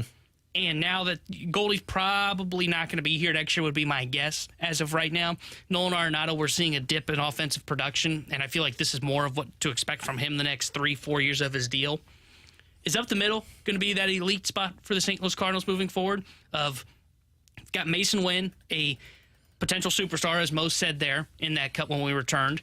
And then you've got Nolan Gorman at second base that has 30 to 40 home run power in his bat. Is that now the new strength of the Cardinals moving forward? Because if you ask me, what are the 2 best positions for the Cardinals right now, I'd go shortstop with Mason Wynn, and I would go second base with Nolan Gorman offensively. Now, I understand their defense has been questionable at times, but as those guys mature, I expect the defense to get better as well. Yeah, I don't know how you could deny that you can't be elite up the middle. I think we're talking infield, because center field obviously is still up for discussion. But, to me, it feels a lot like what the Cubs had when they were winning, or in that winning window, to where they had Javier Baez and Andrelton Simmons, where it was like you knew you were locked in when it came to the infield up the middle. It feels a lot like that for the Cardinals. It's going to come down to the development and the continued growth defensively for Nolan Gorman. I know he's having a tough year, but I just think that's the growing pains that come with it. But if you're talking just overall profile of the player, you absolutely are going to be elite up the middle, because you've got your Gold Glove caliber, leadoff hitting, consistent player in Mason Wynn. And if you hit the 40 bomb potential that Nolan Gorman is, everything else is just gravy with him. So, yeah, I think you're elite in those positions. I think you're elite when it comes to Wilson Contreras being healthy, because you know that offense is MVP level. And then it's just a matter of building around it, which that seems to be the biggest issue for the Cardinals. It's not finding that. It's building around what you have to make it ready to play, i.e. 2021 with Nolan Arenado and Paul Goldschmidt. You had it. but you just didn't build around it. And that's going to be the biggest question mark for this Cardinals team moving forward. Coming up in 15 minutes, we'll get back into the Cardinals offense because one outfielder the Cardinals deserve credit for, and the other still trying to figure out what the long-term looks like, and we'll hear some audio from John Mozeliak on that. But coming up next, you sent us a scenario to our Air Comfort Service text line, 314-399-9646. Send us a scenario. We will tell you if we are in or out. Coming up next on BK and Ferrario on 101 ESPN.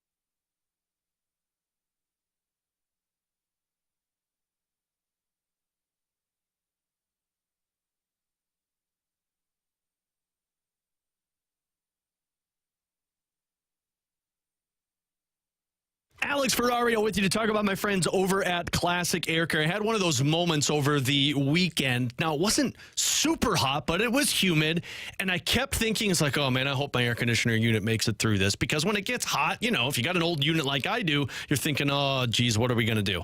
But then it hit me. Classic Air Care has been taking care of my unit, and I have faith with that. They've gotten me through multiple years. We bought the home back in 2020, so going on 4 years of going through the heat humidity with a old unit, and Classic Air Care, who I'm a part of their maintenance program, has been making sure I get through every single year. Here's the kicker for me, though. Honesty, trustworthiness, knowledge, because all of those factors come into me purchasing a new HVAC system. And Classic Air Care, they've been out, they've walked me through what a new HVAC system is going to cost. They've told me what I need, what I don't need. That's just the fancy newfangled thing. You just need to get what you need, and that's what Classic Air Care can provide me with knowledge on when I purchase an HVAC system. Plus, they got financing options for you. Make sure you get with the people that know their stuff and are honest with you, and that's Classic Air Care. Check them out online, classicaircare.com.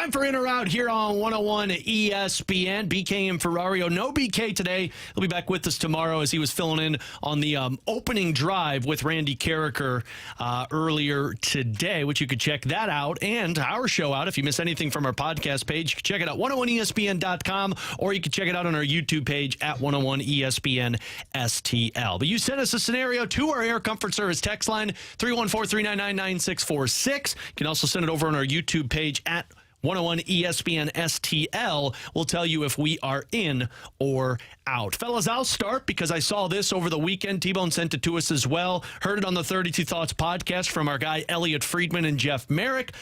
In or out, you would trade Jordan Binnington to the Ottawa Senators for a Shane Pinto and one of their top defensemen in Chychrun or Shabbat. So Pinto, Chychrun or Shabbat, whomever your fancy is, for Jordan Binnington. That is tough. Look at me just doing fantasy GM trade rumors over here. Yeah. Hey, it's not the craziest trade I've seen on the text line today. Let me rephrase this because I know this is going to come out wrong. So Friedman never said that that's the trade scenario. Friedman talked about how the Ottawa Senators might be a destination for Jacob Markstrom because they're looking for goaltenders and they're willing to discuss pieces on their team. I, myself, am doing the fantasy speculation of saying, hey, you've got a goaltender. We got a couple of pieces you want. Would this deal make sense to you? Just for clarification. I'm going to say out because I think you still need Jordan Binnington, even though I'm not sure how well his timeline matches up with the St. Louis Blues in terms of with his contract and where they are in their window.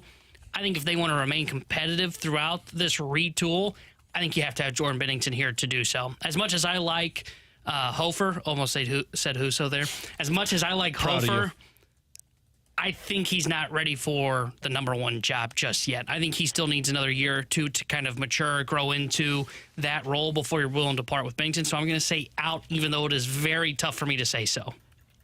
I'm going to go in on this, and I don't love too, man. I don't love the idea of trading Jordan Binnington. And if the Blues were competing for a Stanley Cup right now, I would say absolutely not.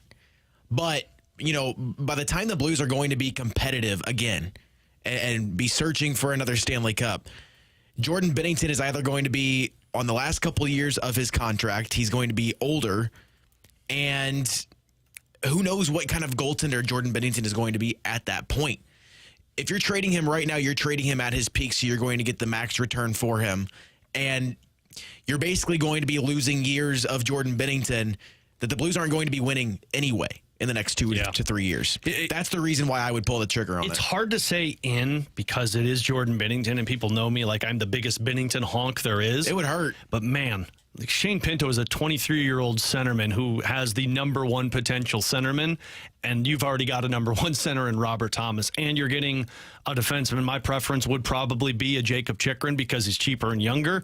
That's one of those deals that, like, you're not getting a superstar now in the league like a Draisaitl or a Tkachuk, but, man, you're getting one that's got the upside of it. And if you feel like Hofer's there, I'm with T-Bone, though, like, Hofer's not ready to be a number one, but in 2 years, is he ready? And by that time, you might have a 25-year-old Shane Pinto and a 27-year-old Robert Thomas with a 1-2 punch that I don't know if anybody is close to that other than McDavid and Draisaitl. But in my opinion, Joel Hofer doesn't need to be ready per se right now. You're not trying to win a championship right now. You just got to go get a minor league, or you got to go get another goalie who can play 40 games so Hofer isn't getting overwhelmed. Thomas Greiss. No, God, no. Please, not that one again. T-Bone, what do you got? Guys, in or out, we will see one of Harrison Bader or Jose Quintana back with the St. Louis Cardinals as they are traded for this year's trade deadline. I'll say in because I know how the Cardinals work, and if you've played for us before, then you'll be a perfect addition to our team. If I had to pick one of them, I would say it's Jose Quintana over Harrison Bader. Oh, really? Interesting. Yeah. I think you already have Harrison Bader and Michael Ciani. I don't think you need to go get a Harrison Bader. I think if you're going to get a bat, it's going to be one. And I know Bader's not having a bad year per se, but I think if you're getting a bat, you're getting one that's coming off of the bench that you trust in any scenario. So I would say in because I think it'll be Jose Quintana. Here's a question. Do they want to be here? Sure. Bader would love it here. Then I'm in. Bader did love it here. He'll be here. He'll be a Cardinal again. Yeah, both of them loved it here. Honestly, 2 for 1. I think Quintana would love it here too. Granted, I don't know. Yeah, he started game one of the playoff series should for love him. it here. He's an ace in their eyes. I would say in, but I would actually say it would be more likely it would be Bader. Just because Quintana's not having the best of years so far with the New York Mets. The reason I say Bader is because he fits the perfect description of what Mo said. We're looking for a right-handed bat that can probably play center field. Well, to your point, Bader's having an okay season so far. He's 2% above league average. If you had Bader and Ciani as your platoon in center field, I would feel great about this team right now. What kind of season was Quintana having when they acquired him the first time? He was really good. I was going to say, it wasn't. I didn't think it was. He was really good when he was with Pittsburgh because that was the year that he had a bounce back season with the Pittsburgh Pirates. 3.5 ERA with 103 innings pitched. Yeah. And right now he's at a 5.29 ERA with the Mets. So that's why he's pitching like a number 5. So he fits the description of what Mo mentioned a couple days ago for the bloggers. But I think when you look at Harrison Bader, he still plays Gold Glove center field. He is 2% above league average offensively. You can find the perfect platoon for him. Quintana would be fine here, but he's clearly showing signs of age. I wonder if they wouldn't look at him. Grant? All right, so the next 4 series for the Cardinals: Pirates, Cubs, Marlins, Giants.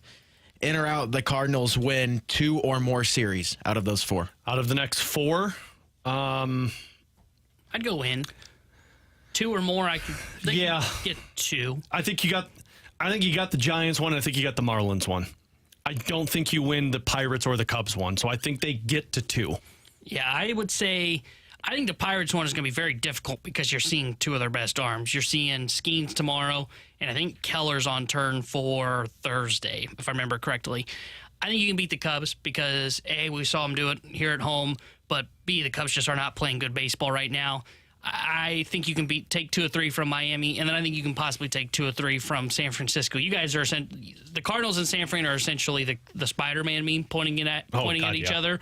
So they could take 2 or 3 from them. So I would say. I also think it comes down to pitching matchups because it depends on who you go up against in certain series. I don't think it matters for you because we've seen how the pitching goes up and down, but. Sometimes the Cardinals have difficulties with guys that have career 6 ERAs, and then other times they go up against aces and they light them up, and they also get shut down. So it always seems like it's a crapshoot with this Cardinals team. From the 314 on our Air Comfort Service text line, in or out, as long as the UFL is a thing, A.J. McCarron is going to be a battle hawk. I'll go in on. Yeah, me too. He's perfect for the Battlehawks. Gives a little name recognition to the team. Played at Alabama and just seems to be adapting to the city of St. Louis and is a great PR man for them. So I would say in, as long as he doesn't have NFL offers and continues to want to play, I'd say in. Yeah, I'm in as well. I think AJ loves it here, and he's been on a competitive team, consistently while he's been here, despite what happened yesterday.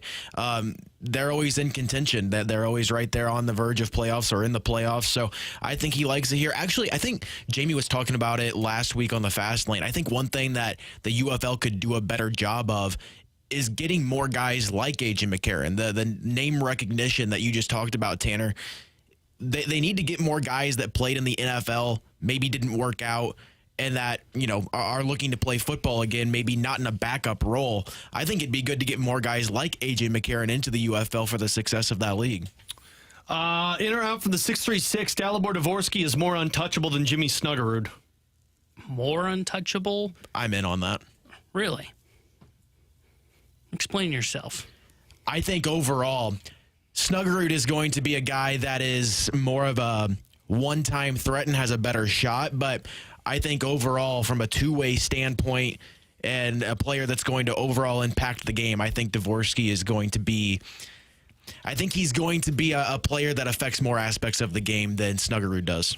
That's fair. I would say out because I think Snuggerud is the one that has more potential to be a superstar / face of the Blues. And the reason I say is because what you said of the goals and points that he could potentially rack up. If he's a 30 to 40 goal scorer and is like a sniper like Vladimir Tarasenko was, for example, that's a superstar. As good and as much as you really need a Dalibor Dvorsky to be what you were just describing, that guy never really gets the superstar status. Think of like O'Reilly, in my opinion. Never was a superstar, was always a star for the St. Louis Blues. And that's why I think just Snuggerud has a little bit more value. So I think you're talking about, would you rather have Vladimir Tarasenko or Ryan O'Reilly? Yeah. That's how it feels. Let me present you two guys right now. Would you rather have to start your team Jason Robertson or Wyatt Johnston? And Dallas Stars player, for those that don't know, Jason Robertson, I'm sure a lot of people know. He scored 40 goals back-to-back seasons. But Wyatt Johnston is the rookie center who put up 50 points this season and was like a point-per-game player in the playoffs for them. That's a good one. Reason I ask is because I think you got Wyatt Johnston and Dalibor Dvorsky, and I think you hope you have, it's so hard with goal scorers in the NHL, you hope you have a Jason Robertson with Jimmy Snuggerud. I'd say Robertson because I want the goals. I want the 46 goals. I think that is harder to find than a 50-point Robertson's a unicorn because he also scored 100 points last year when he put 46 goals up and 100 points. But Robertson's more of a goal scorer to me than he is a playmaker. I think you've got a guy who has 40 potential goal upside and another guy who's got 100-point upside. And then it comes down to what you deem more important. I would say both are untouchable, but if you had to I agree. Yeah. If you had to force me into it, I would lean more towards the goal scorer in Jimmy Snuggerud, mostly because if he is a 40 to 50 goal scorer, man, I don't think you have that on this roster. My question is, which one do you think that is harder to find talent-wise? A pure goal scorer or a playmaker? And I think there's more playmakers in the NHL than there are elite goal scoring capabilities. I think you can make playmakers look good when you have a great goal scorer. The guys that can put up like what Robert Thomas did with guys who struggle for an entire season, those are the ones that are a lot more difficult to accomplish. Final one here, in or out, Tyler O'Neill retires in the next 3 years because he can't stay healthy. Oh, I'd say out on that. I would too. He'll continue to play. None of his injuries are serious. I don't retire until 0 teams offer me a contract. Otherwise, I'm going to keep playing. And he's going to get offers for a really long time. Because he hit 40 home runs in a season. He's one of those guys that puts up one great season, and everybody looks at it and goes, oh, well, we can keep him healthy, a.k.a. the Boston Red Sox. But, yeah, I'm out on that one. T-Bone, Grant Francis, I'm Alex Ferrario. Coming up next, John Mozeliak spoke with the bloggers and podcasters over the weekend about Jordan Walker's growth now that he's been in the minors. And one guy that the Cardinals deserve a lot more credit for is starting to show that potential. We'll get to all of that next year on 101 ESPN.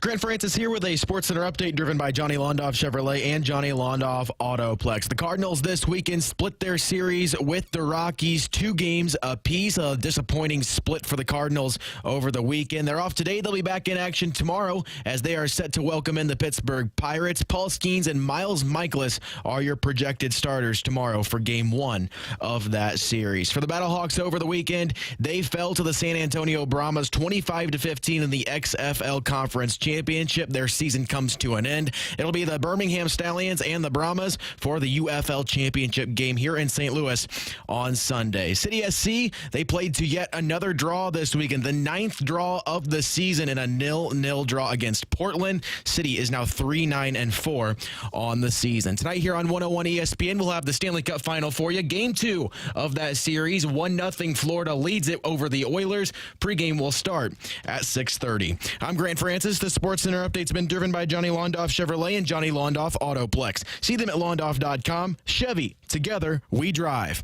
Are you kidding me?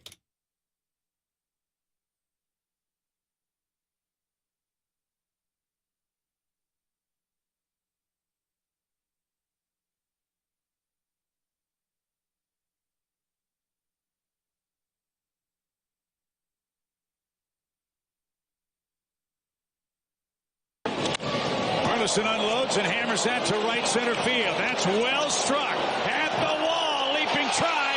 It is gone. It's a home run. Kip Carey on the call after Alec Burleson hit another bomb this season. And Alec Burleson just continues a torrid pace this year with 9 home runs as he picked that one up Sunday against the Rockies. Along with Tanner Hendrickson and Grant Francis, I'm Alex Ferrario. Hey, make sure you stay tuned at the end of this segment. I'm going to give away Journey and Def Leppard tickets. So if you want your shot at those, be ready to text in at the end of this segment. But let's start with Alec Burleson, and then we'll get to Jordan Walker, because I want to start with Burleson because we talk so much about the Cardinals and their inability to identify talent and trading away guys before you really give them an opportunity, and we crush them for it. Randy Arozarena, some people crush him on Adolis Garcia. Whatever it might be, Cardinals take a lot of slack.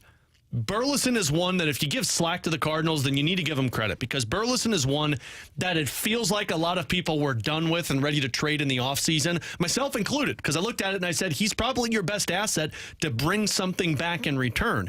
And in all reality, you probably would have brought in maybe a 3 or 4 starter, not to the level of what Alec Burleson is providing your team right now. Here's Ali Marmol yesterday after the victory against the Rockies. He definitely falls into that patient bucket because you look at his expected numbers and they look really good as far as just his batted ball profile. Like, he's hitting the ball in the line. They're just catching it. I mean, we've talked about it, and Derek brought this up a couple months ago as far as like certain guys develop differently away from here because you're expected to contribute immediately, and you can't be as patient based on just playing for the Cardinals.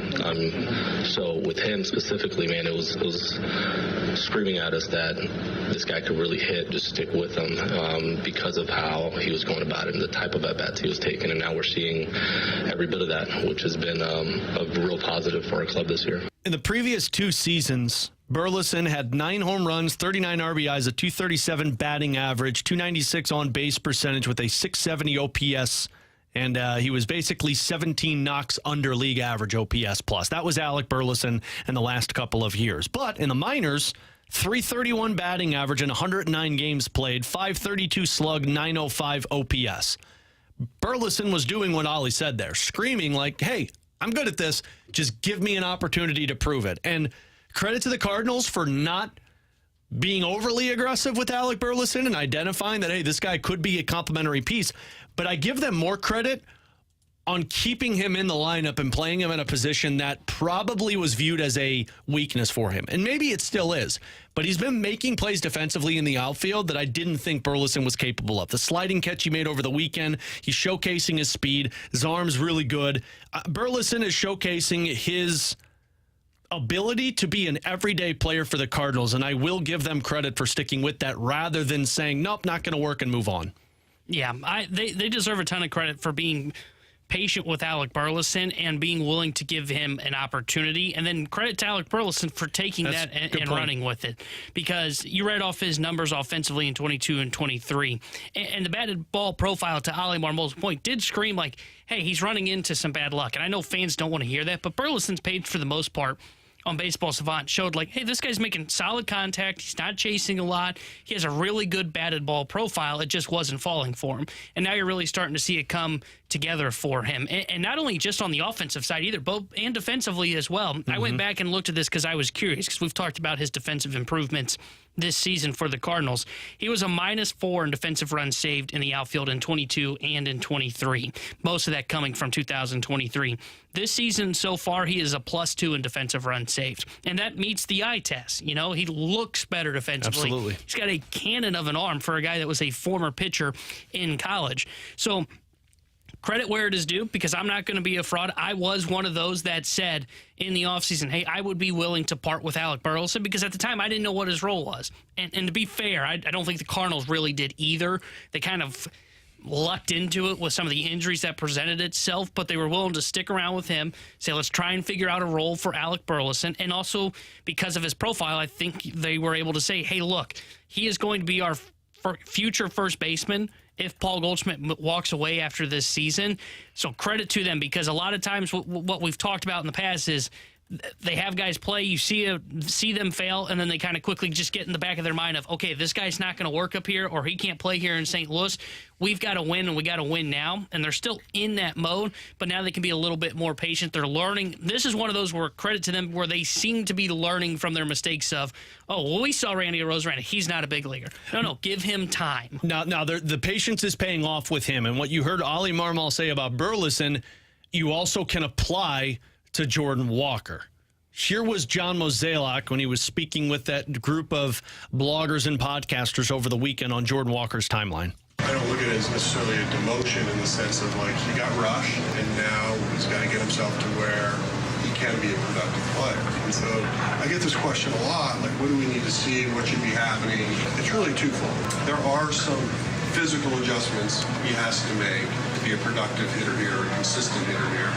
And the other thing you would like to see down at that visit is just some performance. He shows signs of it. When you look at some of the more successful hitters in this league, and you look back at like what they were able to do at the minor league level, it's a very simple saying, hitters hit.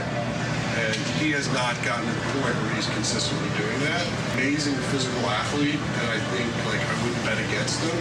He's not one of those guys that I want to give up on because I know he's going to do it. So I think that part of it is just being patient. Right now, Jordan Walker, a .261 batting average, .381 slug with a .686 OPS for the Memphis Redbirds. So he's not hitting. He's not doing what John Mozeliak referenced there. But to what Ali said about he's the perfect example of why not to rush players, because you didn't want to put him in a position to where he needed to hit for your team to have success. And Mo's right. Like, we all would have called him up last year for how his spring training was and gave him a shot.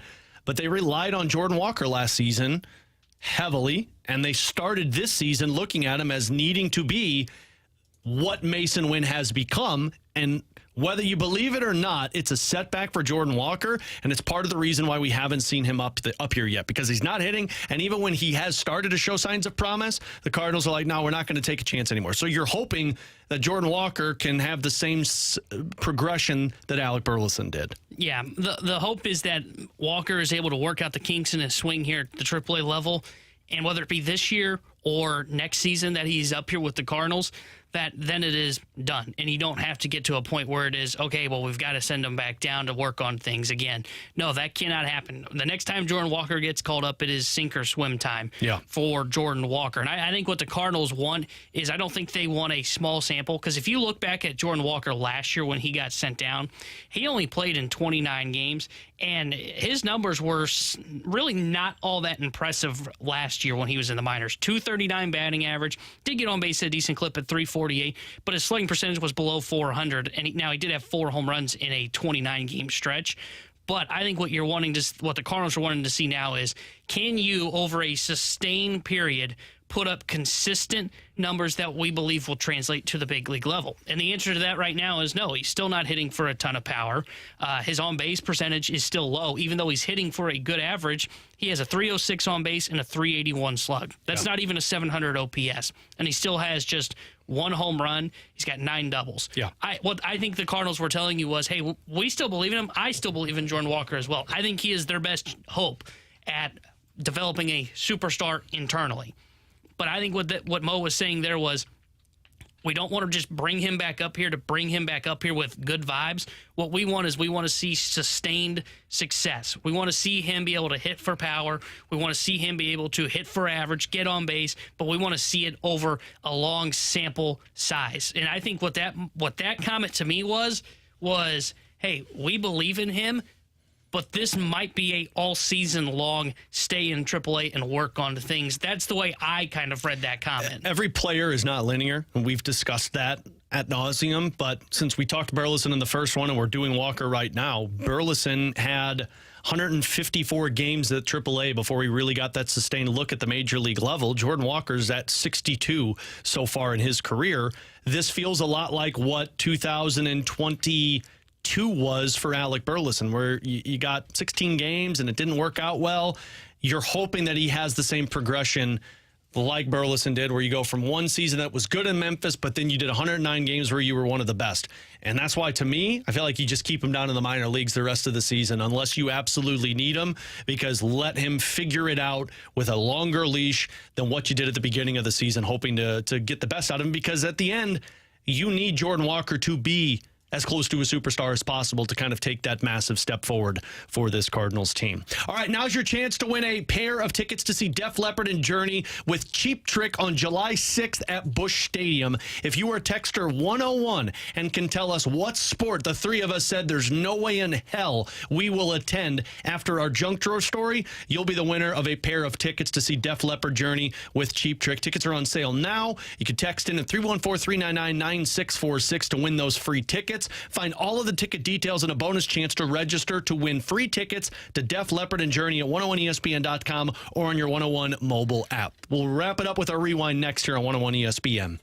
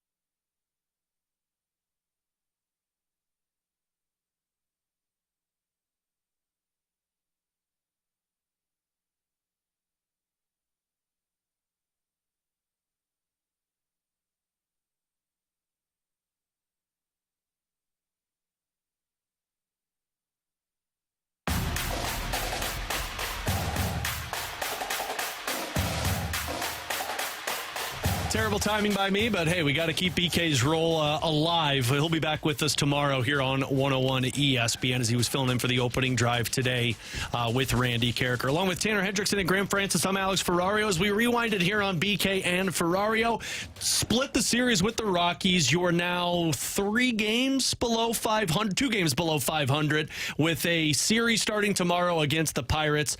T-Bone, it's a disappointing loss. You still picked up 2 wins. You split the series, which is fine because right now all you need to do is stay 500 in the National League and you'll make the playoffs.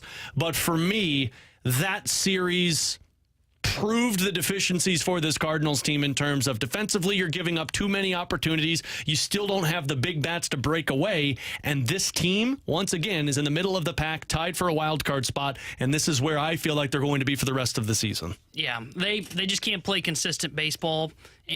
Something goes wrong every game, whether that's the offense not hitting like they lost on Thursday. The offense wasn't good enough when Sonny Gray gave them the start. Starting pitching gives up too many earned runs. The bullpen has just a blip on the radar where Kittredge gives up a home run, or the defense doesn't end up playing well. There's just a lot of holes on this Cardinals roster, and it's leading to what we're seeing. They're a 500 team. They're not able to really take advantage of their schedule. They're 12-12 so far this year when they've played the bottom 7 teams in Major League Baseball as of today, and that's just not good enough. That's what's going to keep you in the middle of the pack if you're not able to take advantage of your schedule. You got 3 games starting tomorrow against the Pirates. That takes you to Flag Day. My guy Mike Claiborne always says Flag Day is when you know what your team is. You win 2 of 3, you're 1 game below 500. You win all 3, you're 1 game above 500. Bottom line for me is you're a 500 team, which right now in the National League makes enough to get to the playoffs. For Tanner and Grant, who did a phenomenal job filling in for BK today, if you missed anything from the show, check it out on our podcast page, 101ESPN.com, presented by Dobbs Tire and Auto Centers. We will talk to you tomorrow. BK back with us.